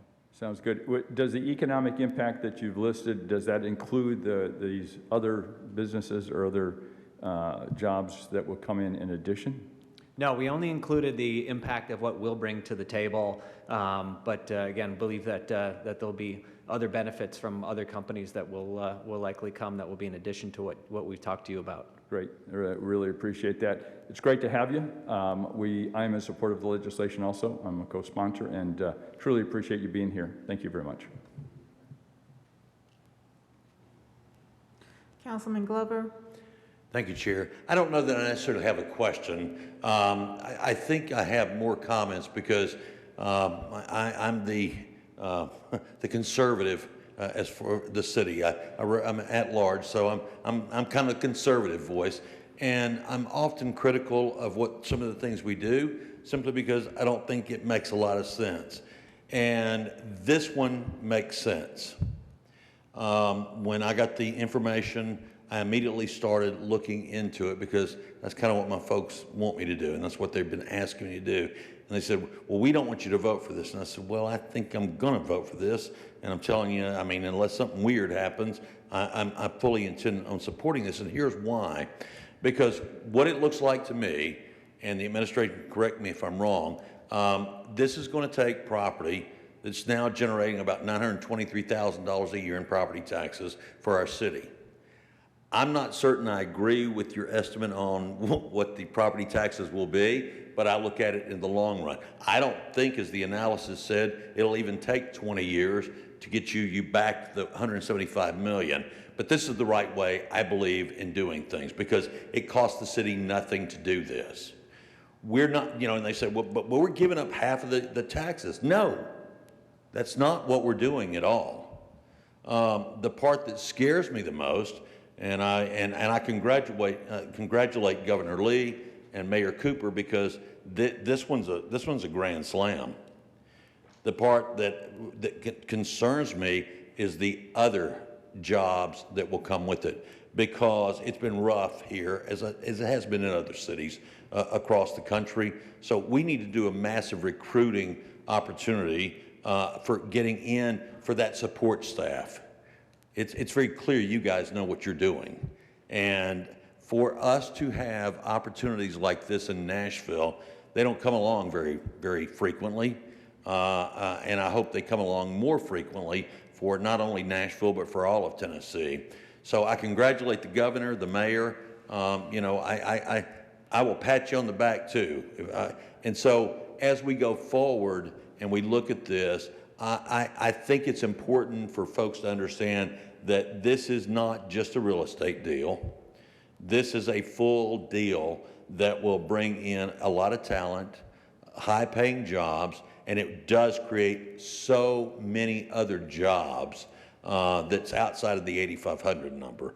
And so for that, I just can't tell you thank you enough. I'm looking forward to you guys being here. I certainly will do everything I can. And I have to say to Governor Lee, thank the governor, please.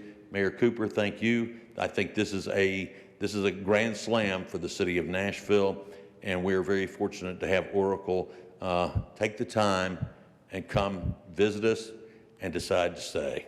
Thank you. Yeah, thank you for that. And I just want to emphasize, this has been a multi-year effort.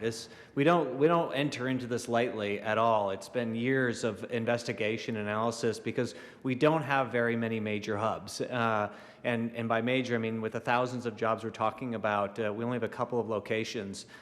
So this was something we've been thinking about for a long time, and we're very excited that Nashville would be a perfect fit for the next phase of our growth as well. So thank you. Councilwoman Hurd. Thank you, Madam Chair. I certainly appreciate you giving me an opportunity to ask a question, being that I'm not on budget and finance. But I too want to thank Oracle for being here. And I was first introduced to Oracle when I was in school at Tennessee State University in the School of Business in 1978. So I know that you all are kind of like the rivers that you develop on. You kind of still and you run deep. So my question is, because Austin is known for rivers like beaches are for California. So is your marketing, or do you have any marketing messaging that will bring that type of appeal, being that you're going to come to our fabulous Cumberland River?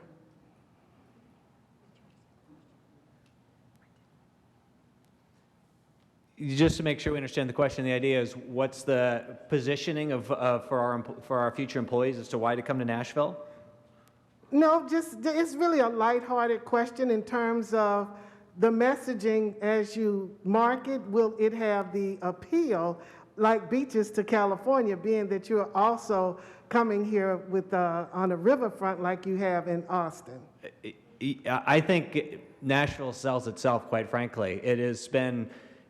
for every one of us who have gone to the site, who've been around the downtown Nashville area, have seen the community, all of us are saying, gee, why didn't we live here to begin with in many respects? So I don't think this is going to be hard to market to anyone. And in fact, when we've announced it internally to our leadership team, they're all chomping at the bit to figure out how quickly they can start hiring talent. So to be quite transparent, and Jennifer should fill in the gaps, we're going to start hiring immediately because we want to get to a massive amount of folks before we open our first building, so that when they all move in, there's a critical amount of people. And right now, we see no shortage of interest throughout our internal business units to be able to staff up here. So we're quite excited. I don't know, Jennifer, you want to add? No, I would second everything Doug says. We think Nashville's a great town. I did go to school in Austin, whoever made the comment about Austin, and they do call themselves the music capital of the world, but it's you can't compare it to Nashville, and they have no professional sports teams. So Nashville sort of has it all. It's pretty amazing. Thank you. Councilman Mendez, are you in the queue? You're recognized. I thought you were first. I don't mind if Councilmember Porterfield goes next. Okay. Councilwoman Porterfield? Let's see.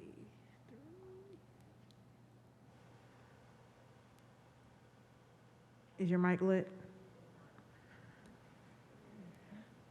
I believe it is now. Thank you, Madam Chair, and thank you, Councilman Mendez, for allowing me the opportunity to skip in line. Thank you all for coming today. This is very, very exciting. It's great to hear this information.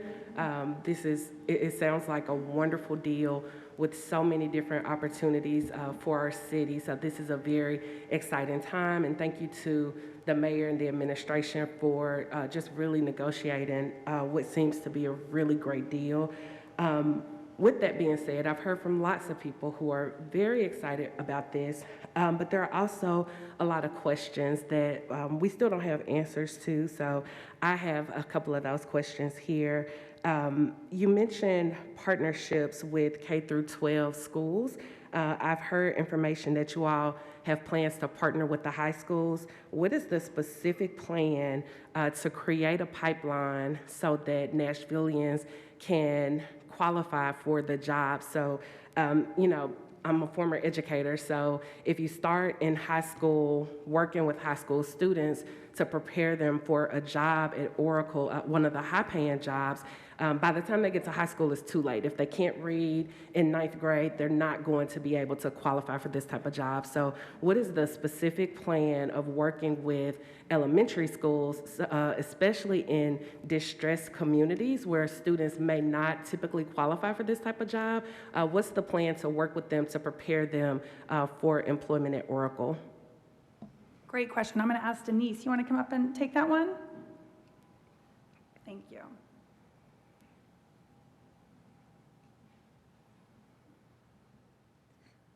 Good afternoon. Thank you. I'm Denise Hobbs. I'm the Regional Director of Oracle Academy for North America. That's a great question. The curriculum and professional development that we offer educators through Oracle Academy is specifically designed at the secondary to post-secondary level, so you're absolutely correct about that. We do have an Oracle Education Foundation led by Colleen Cassidy, and I think this would go back to Jennifer's presentation around volunteerism and working in the communities of our employees and working with their local schools and students within those schools.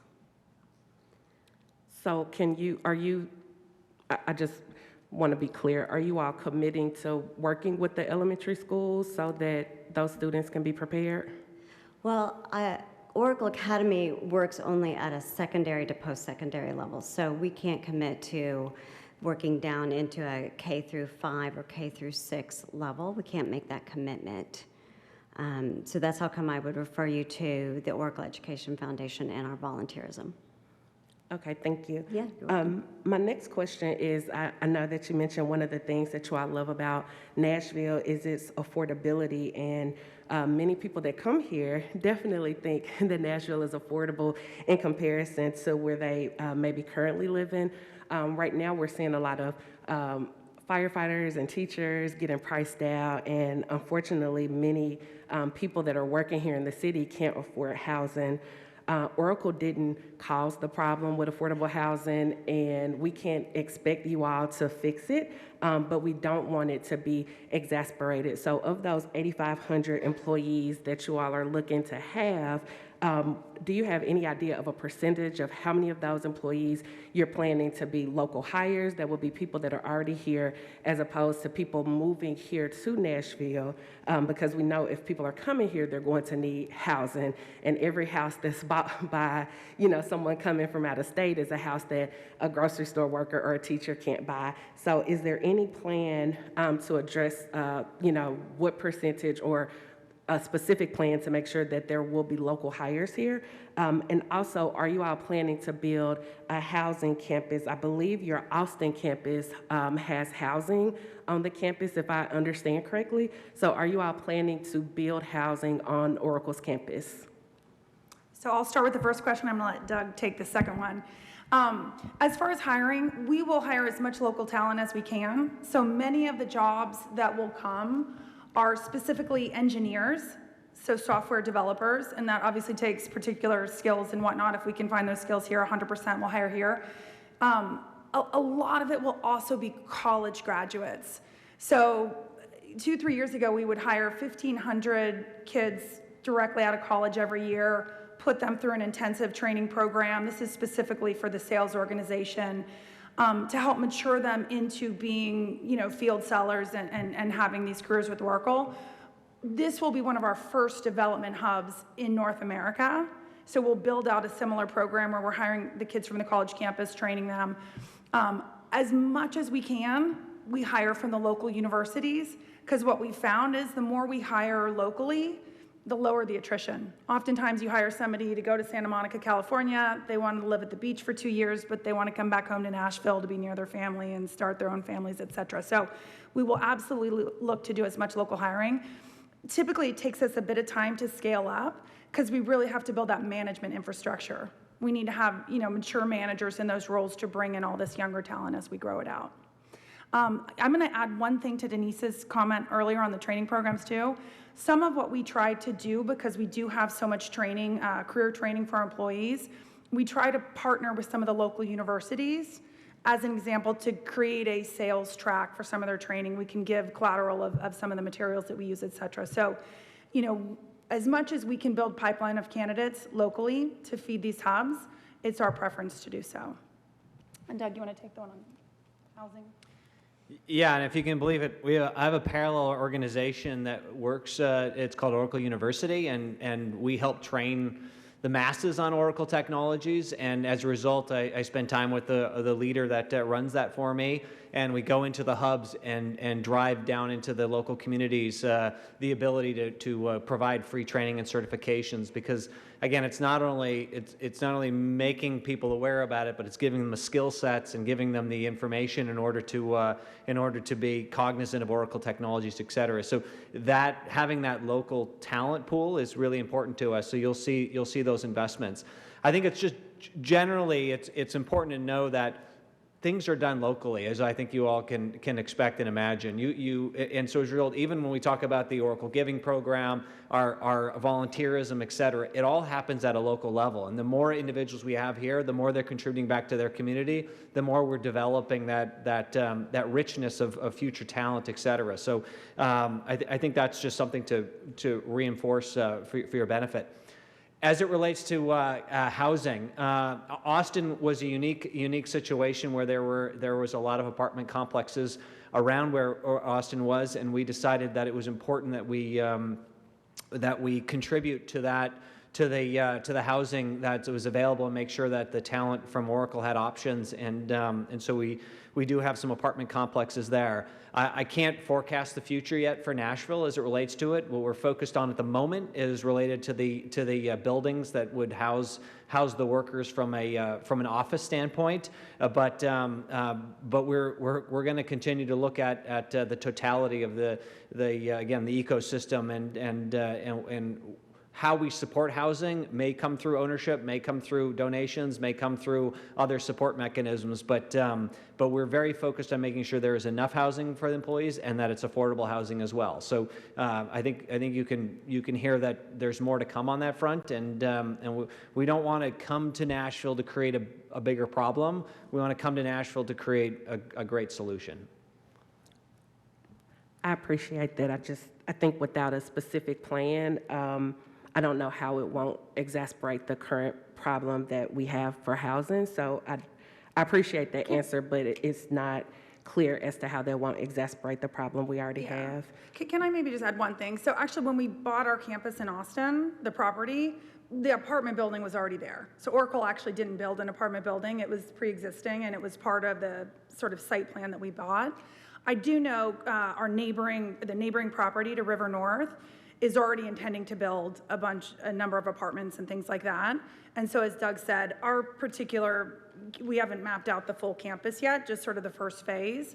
But I do know there's some local apartments. I know there's apartments over in Germantown as well. So that's part of the reason that pedestrian bridge is so important to us. Okay, thank you. My next question, this might be a question for administration. Typically, developers pay some type of improvements. I know in my district when I've seen some things, it may be a sidewalk, it may be widening a road or adding a traffic light or something, but there's a portion that they are paying that they're not reimbursed for. Is there any type of formula to say how much developers typically invest that they're not reimbursed for? I'm curious because and we are very grateful for the you all building on the front end and the reimbursement, so don't get me wrong, that's amazing. But I'm curious if we are reimbursing them the full amount, is that different than what we see with other developments where they are making investments that they don't get reimbursed for?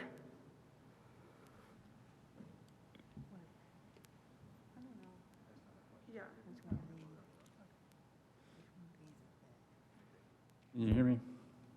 We can. Thank you, Council Lady Porterfield.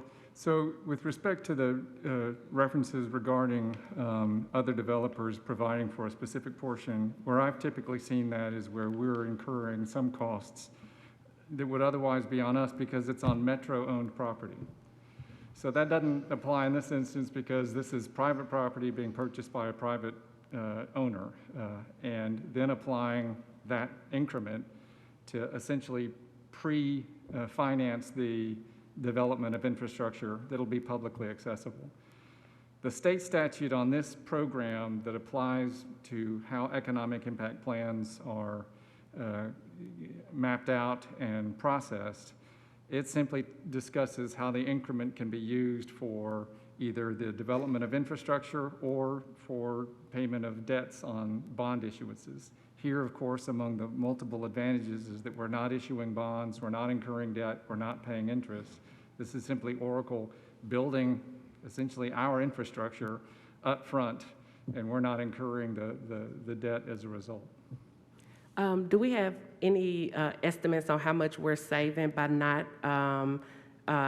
incurring the debt on the front end, like from interest or anything? Is there any assessment of that? Well, I would start with the fact that you're not paying interest on the $175 million in cost. That alone is, whatever that number is, and I've not put pen to paper, but that is money that we're not paying. We're not taking out a bond. We're not incurring any debt on this whatsoever. So that is all, to the extent we're saving that is atop the 175 monies that we'll never incur for this expense. Okay, thank you, but we don't know like what that number would, I know you're saying the interest on the 175, but we don't know right now what that would end up being. No, what I'll do is I'll get with finance to see if they could project, if we were to issue a bond, take it out for financing 175 million worth of infrastructure over, a typical duration, 20 years, find out, a speculative interest rate, what would the indebtedness total? I'll try to get that to you before tomorrow night. Thank you. I think that's important for the public to hear because that is one of the concerns that people have had, and that is money that essentially Nashville is saving. So I think that's important for people to hear that so that as they're trying to become more knowledgeable about this deal, that they have all the information. Just a few more questions, Madam Chair. I'm almost done. You all talked about some of the additional jobs. I know, security, groundskeepers, custodians. I know my colleague, Councilmember Benedict, asked about the minimum salary, and I know we don't have that yet. We're waiting to get that. Is there any information about possibly the average salary for those jobs? And also, will you all support union organizing on this campus? I believe that you all have union organizing on some of your other campuses. So would you all be supportive of that here in Nashville?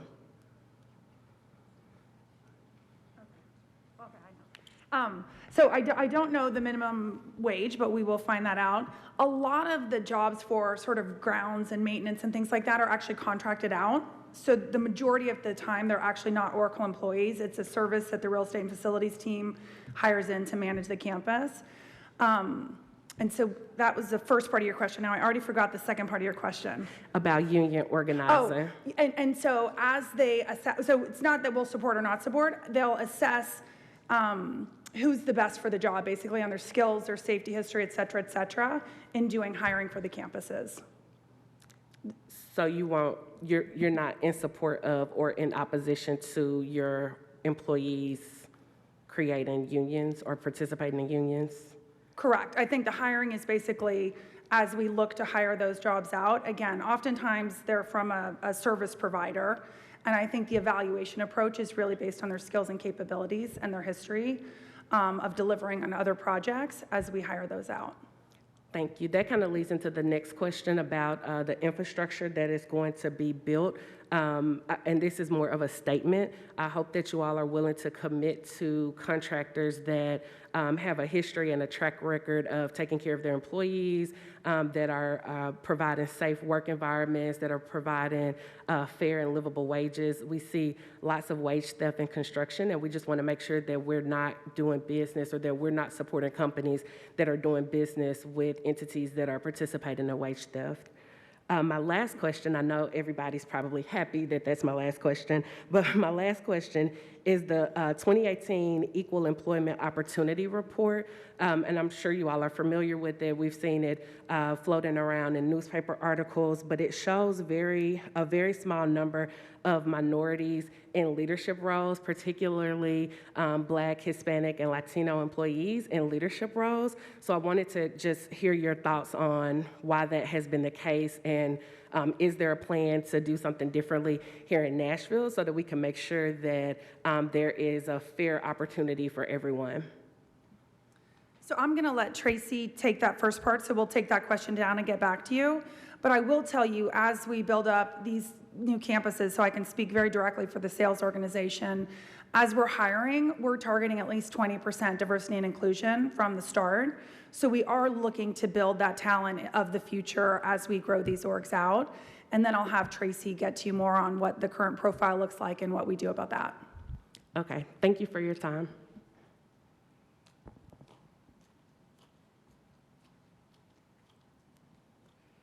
Councilman Mendez. Thanks. I'm Bob Mendez, another one of the at-large council members. And before I get to the bulk of the comments, I just want to suggest, Mr. Jamison, when you pull those numbers together for Councilmember Porterfield, maybe you could add in the typical transaction costs to do a bond issuance, because that's fairly substantial also, and that's an additional savings. And then also, just to follow up on a point that Councilmember Porterfield mentioned, if you haven't built here previously while senior folks are here, if you look regionally, wage theft and worker safety is something that is a bigger issue here than other places. Pursuant to state law, we're not allowed to legislate that, but y'all being good moral actors, you should know that it's a bigger issue here statistically than in other states. And it's not uncommon for workers to be hurt at a higher rate in construction here than even in our neighboring cities, and that's just something y'all should be aware of. I want to cycle back to thanking my LGBT caucus colleagues for their leadership on those issues, and I want to just make a couple comments and then ask a question. The comments are going to start with quoting Mr. Rolfe, and I don't know whether he's still here, but you know, we got sort of lectured a few minutes ago that Tennessee is judged by the brands it calls home, and at the same time that he was saying that, the Tennessee House was passing yet another anti-LGBT bill, which puts 4 or 5 on the governor's desk. And frankly, that's what Tennessee should be judged on as much as, or more so than the brands it calls home.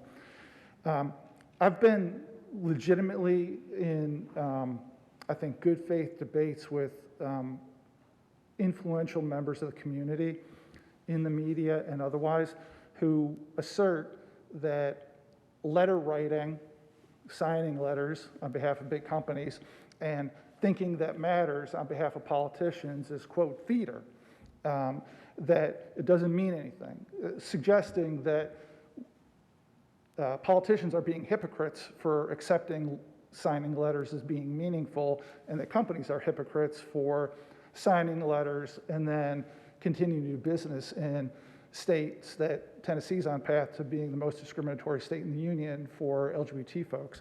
And that good faith debate, which I think it drives a wedge among well-meaning people in Nashville about whether our reaction should be to seek commitments and think commitments mean something on our end when we're making decisions like this, or that it's just, quote, theater, that it's nonsense, it doesn't mean anything.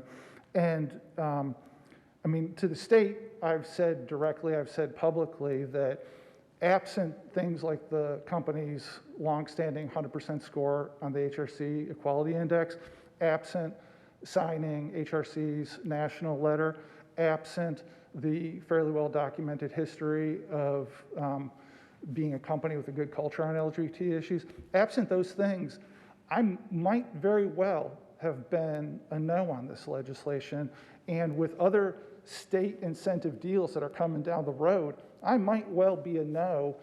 And it's a result of this, what I see as a good faith debate of, on the one hand, the company culture appears to be A+++ on these issues. On the other hand, you know, we get real criticism from well-meaning people that we're just engaging in nonsense theater and it doesn't actually mean anything because we're still voting for it and you guys are still coming here.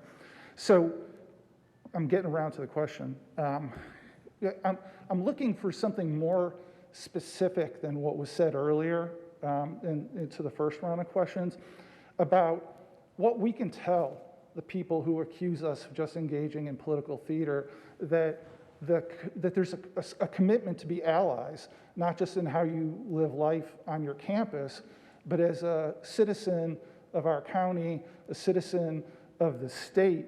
You know, I hate to bring up Amazon, but you know, Amazon came here, and by all accounts, they've been very active on the Hill. If for no other reason, then I think they face legitimate recruiting issues with LGBT folks with the state of Tennessee. There are legitimately people who talk about leaving the county or their children leaving the state because of these issues. And so I'm trying to lay out sort of a good faith. This is a thing we hear. Like, how do you mesh the, are we just being hypocrites on your end and my end by being in favor of it, or is it real?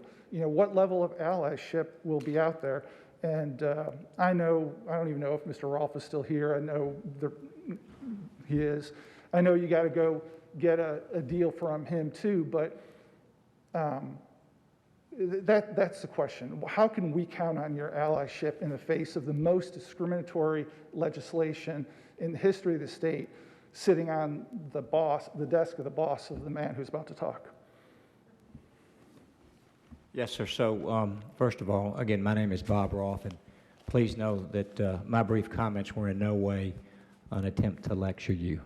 When I said we are judged by the brands that call our state home, what I mean by that is simply our job in recruiting some great global brands like Google and Facebook and Amazon, AllianceBernstein, and now Oracle. They do uphold the kinds of, I think, when it comes to hiring people and giving everybody that opportunity, this company may have a better track record. And when I talk about recruiting those brands, what I mean by that is these companies follow each other around. And so we are proud of the companies that we have successfully recruited here to our state, and we'll continue to do that. And we think this is probably the best evidence of one of the best companies and the best global brands. And the great news is they're here today and they want to be in our city. I can't think of a better win. When it comes to the state, please know I do not, I work for Governor Bill Lee, and our job is to recruit companies and bring economic development to not only Nashville, but across the 95 counties. And yes, do we hear from these great global brands every time another legislative initiative that can be terribly offensive? I promise you we do. At the same time, in our department, we stay laser focused on bringing these great companies and jobs. So I wish I had a better answer for you from the state, but I can simply say that we're very proud of this company and their track record and what they could potentially mean, not only to Nashville, but Middle Tennessee and across the state.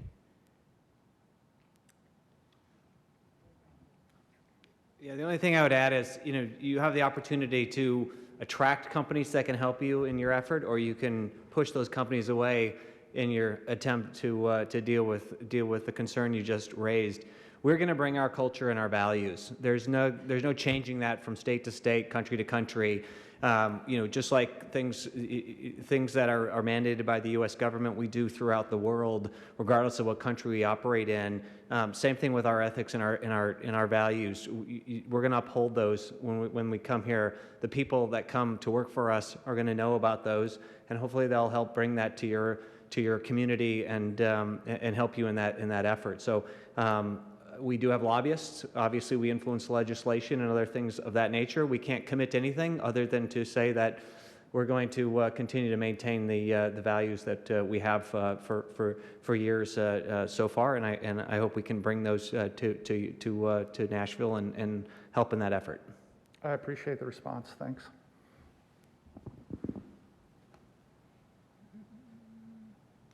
Councilwoman Suara.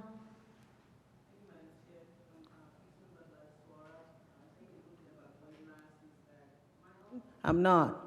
There I am. Is that a lot of the comments and the questions has already been addressed. I think this is a great deal. As someone who works at an HBCU and who's passionate about education, I think this addressed a lot of things that bothers me.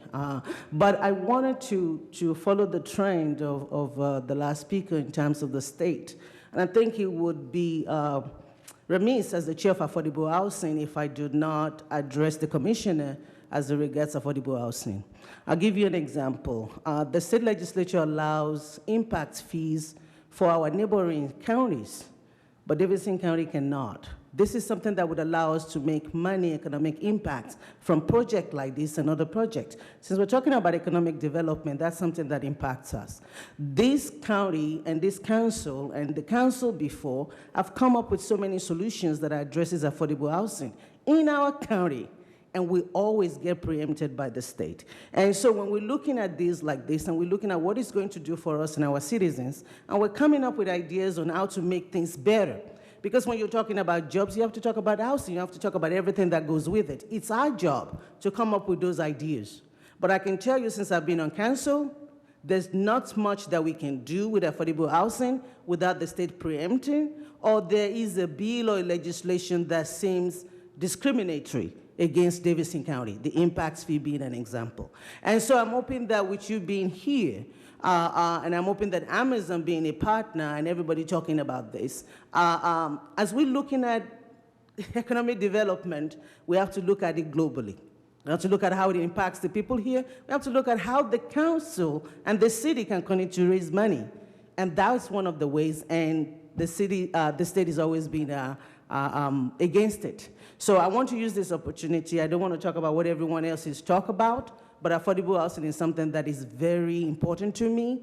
And I think that as we're looking at this, that is an area that we can use a lot of help. And I can give you a list of actions that we've attempted or look into that the state would not allow. So as we're making decisions at the state level and we're touting Tennessee being what it is, and we're looking at the state globally, Davidson County is bringing a lot of money to the state. We're helping the state a whole lot, but the state is actually handicapping us in some respects. And I think it's important that we address that.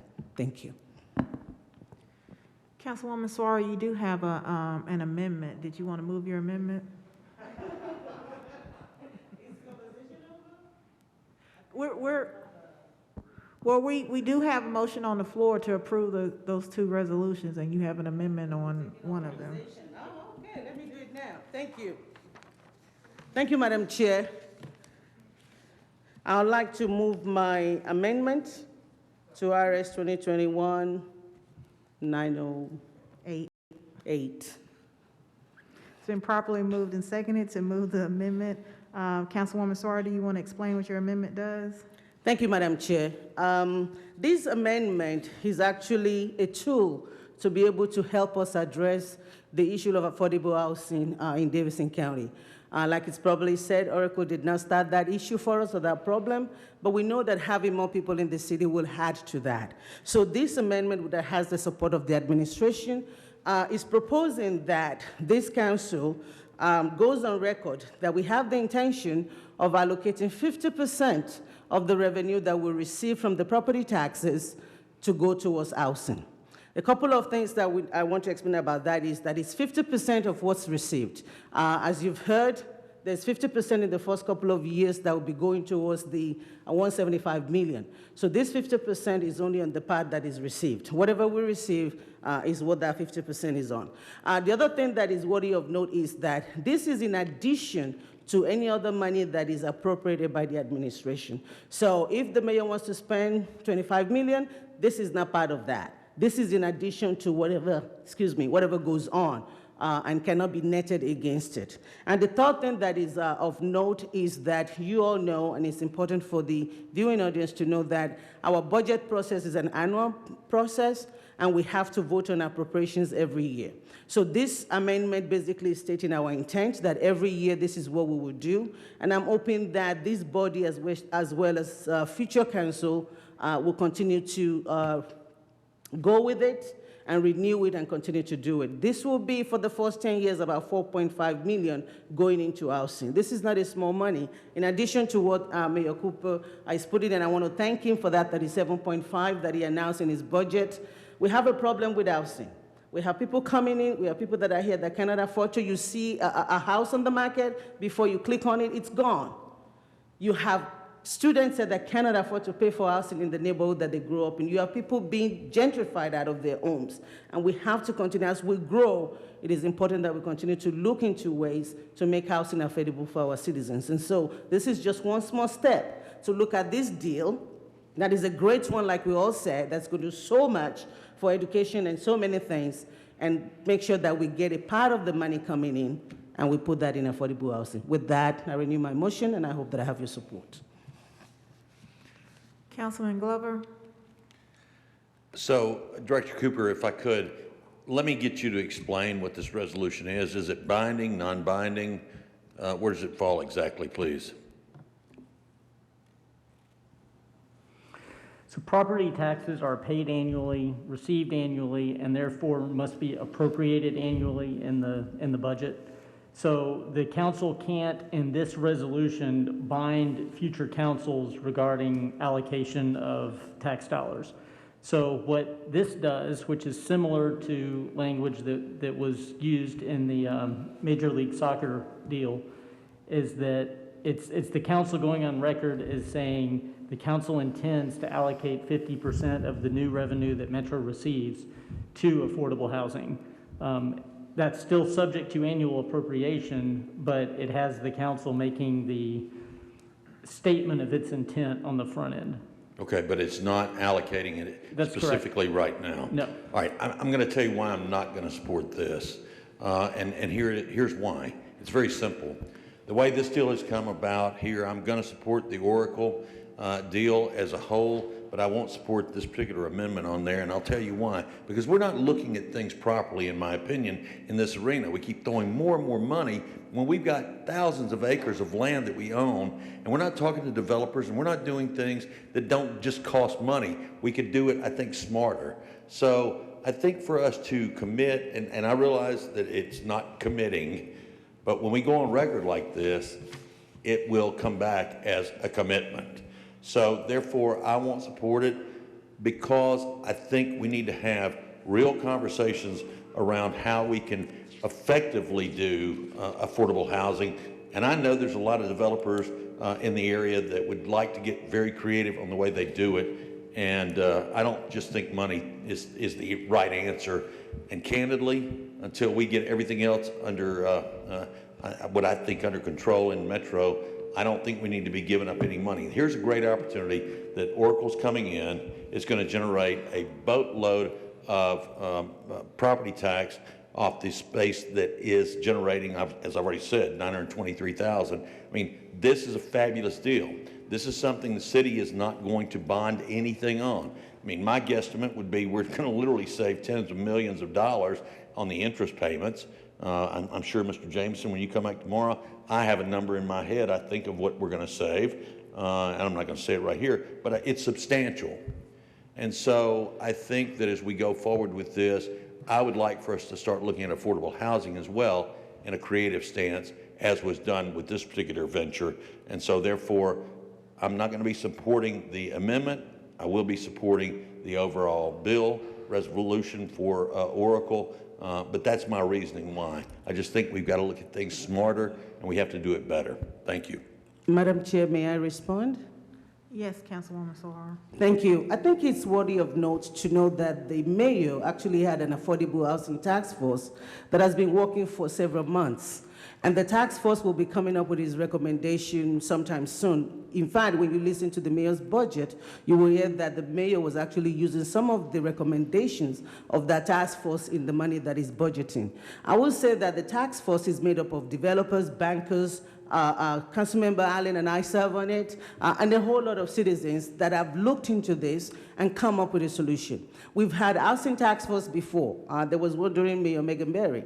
And when you have all these recommendations, if it's not funded, it doesn't do anything. Here we have the opportunity to have money that we were not planning, that we did not know was coming, that we have this great deal on the table, and it is good. The smart thing to do is to use that investment to help the citizens, and that's what the amendment is doing.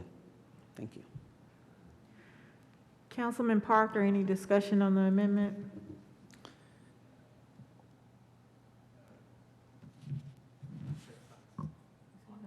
You're not on yet.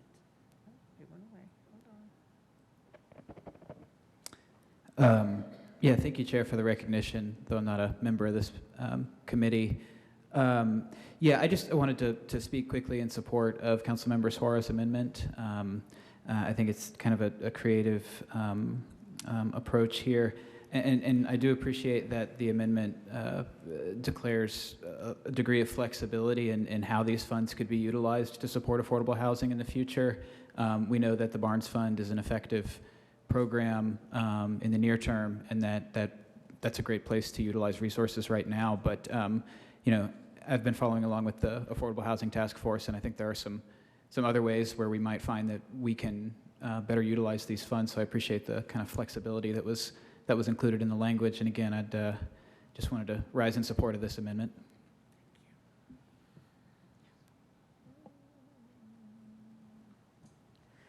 Councilwoman Allen, discussion on the amendment? Yes, ma'am, on the amendment. I just want to echo what my two colleagues have said. I served on this task force, and it is the 40 smartest people in the state with regard to making affordable housing work. And every one of the recommendations that they came up with, and there were many, and they were creative and drew upon all types of incentives and funding stacks, but they all involved funding. So there is no question that this is an excellent tool to make a connection. It welcomes Oracle, makes them part of the solution, and we think that this is a fine deal for the city. But to acknowledge that bringing in lots of people further exacerbates our housing challenges, and that we can provide part of a solution for that, I think is a great way to make it positive all around, and I support the amendment. Thank you. Councilman Mendez, discussion on the amendment? Thanks. Well, I think it took a year and 7 months into the term, but I'm about to agree with Councilman Glover about something. I'm going to support the amendment, but I want to say that the math doesn't really add up here. Half the money goes to Oracle, half of what's left goes to affordable housing here, and then schools are supposed to get 40% of the property taxes. This is a recipe for funding affordable housing, but not firefighters, police, anything that's other than schools and affordable housing. And I'm going to end up voting yes for the amendment here, but we cannot do this with every big economic deal that comes to town because we're just going to be sidetracking too much money. And we're going to have other things we're voting on before the year's out. And I hope very, very much to not see a similar amendment on future ones. Otherwise, I'm going to have to join my friend and colleague, Steve Glover, in voting against it. Thank you. Once is good. Any additional discussion on the amendment? Seeing none, all in favor, aye. Aye. Opposed, nay. No. Any abstentions? Motion carries. And Director Cooper, since we have two motions or two resolutions on the floor, how do we proceed? Is it to approve 908 as amended and 909? Yes. Okay. Yes, ma'am. So I'll move as amended. Are we doing? We're doing both at the same time. Yes, sir. Moving on both as amended, please, Madam Chair. It's been properly moved and seconded. Any further discussion on Resolution 2021-908 and 909? Councilman Parker, let's see. Thank you, Chair, again for the recognition. This is a question, I'm not sure, perhaps for Mike Jamison or Director Cooper. Some questions came up in my a community meeting that I held last Wednesday, specifically about how the reimbursement of, I believe in one draft they were called permitted costs, and now I'm not sure exactly the language that we landed on with, things that could be reimbursed with the increment that's paid. How does that flow? There was a question of is it actually being reviewed by IDB and approved by IDB, or is it Metro Finance, or we had myself and an IDB member in the room, and neither of us really knew the exact answer to that. So if someone could explain just kind of the mechanics of how that reimbursement process actually works, who's reviewing it, who's approving it, those kind of things. So I'll let Mr. Jameson add to this or correct me, but the departments that are responsible for overseeing the infrastructure will review and make sure that it was built to our standards before any reimbursement goes through. So the money would be coming from Metro to the IDB back as a reimbursement to the company.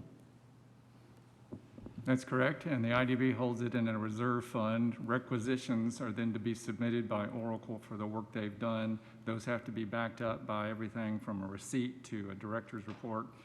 Those are all, again, approved, as Mr. Cooper was noting, by those departments that have infrastructure implications, Public Works, Metro Water, et cetera. So it's the usual check and balances approach to any payment going out before documentation is required. Excellent, thank you. And does IDB have its own independent staff, or is that a function housed within another department? IDB has an attorney that it uses. It is administratively supported by Metro. Margaret Darby provides legal counsel. The finance department provides administrative support, and the Office of Economic Development. Did I get all that? Excellent. Thank you so much. Is that it, Councilman Parker? Any further discussion on resolutions 2021-908 and 909 as amended? Oh.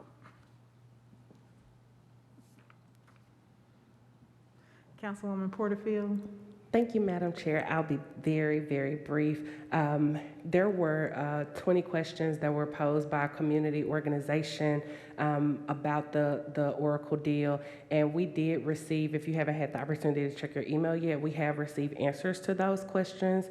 So I just wanted to state that I'm in the process of reviewing those questions, and while I am generally supportive of this. I think this is an amazing opportunity. I do want to make sure that I take my due diligence to read through all those responses. So for that reason, I will be abstaining on the vote today. I would like to be marked as abstaining, but I will be prepared to vote tomorrow once we review the email that we just received. Thank you, Chair. Thank you, Councilwoman. And Councilwoman Gamble, you were standing for a while. Did you no longer want to ask a question?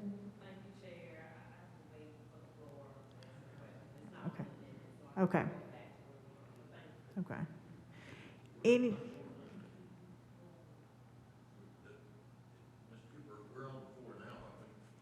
Yes, the amendment has passed and we're on the resolution as amended.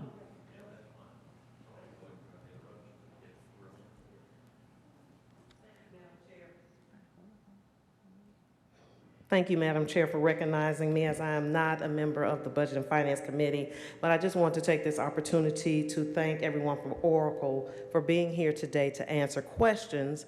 I think the Oracle Economic Impact Plan that you all have proposed is great for our city, and it should benefit everyone, particularly those minority contractors who have often been left out of opportunities for in participating in the growth and prosperity of our city. I do want to ask, and also I want to say I appreciate you commenting on the time frame that you all took in deciding on your decision to move here to Nashville. There is a public perception that this happened overnight, and so to hear that this was years in the making and there was a lot of thought and planning taken into this consideration with the state and with the city is good for the public to hear. I would like to ask once or when and if this resolution passes the council, what is the time frame for building out your campus, and when do you anticipate that you'll start to recruit employees from our city? So Doug, you may have to help me on this one. I believe we would start construction as soon as we could with the permitting, et cetera. I think our first building, the soonest we would have it targeted to open is around 2027, five, see. And then as Doug mentioned, there's some of our groups, any word of Nashville goes across Oracle and there's people that want to hire there tomorrow. So we're sort of holding people back until a final decision is taken. But I could see us hiring as soon as this summer, and certainly college graduates in the upcoming year, whether it be mid-year graduates or coming beyond that, and then hiring the management team in to manage those as well. So I think it would happen quite quickly. All right. Any further discussion? So we are on a motion to approve Resolution 2021-908 and 909 as amended. All those in favor say aye. Aye. Opposed, nay. Abstentions? Councilwoman Porterfield? Any other abstentions? All right, motion carries. And I believe that is it. Have I missed anything? Thank you all so much for your time today. I really appreciate all the conversation, the questions. The more we meet the folks from Nashville, I think the more we all are excited about the potential of coming here. So thank you for all your time and the great conversation. And we look forward to getting to know you better as we move forward through this process. And I'd also like to take the time to thank both Mayor Cooper and his office, as well as Governor Lee, the commissioner, and their office. They have been tremendously helpful and supportive throughout the process. So thank you all.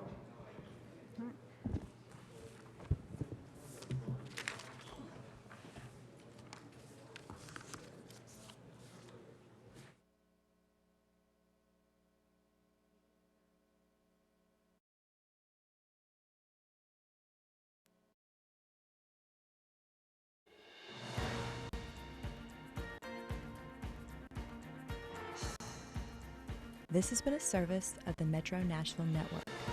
If you would like to see this presentation again, or for more information about this and other programs, visit nashville.edu.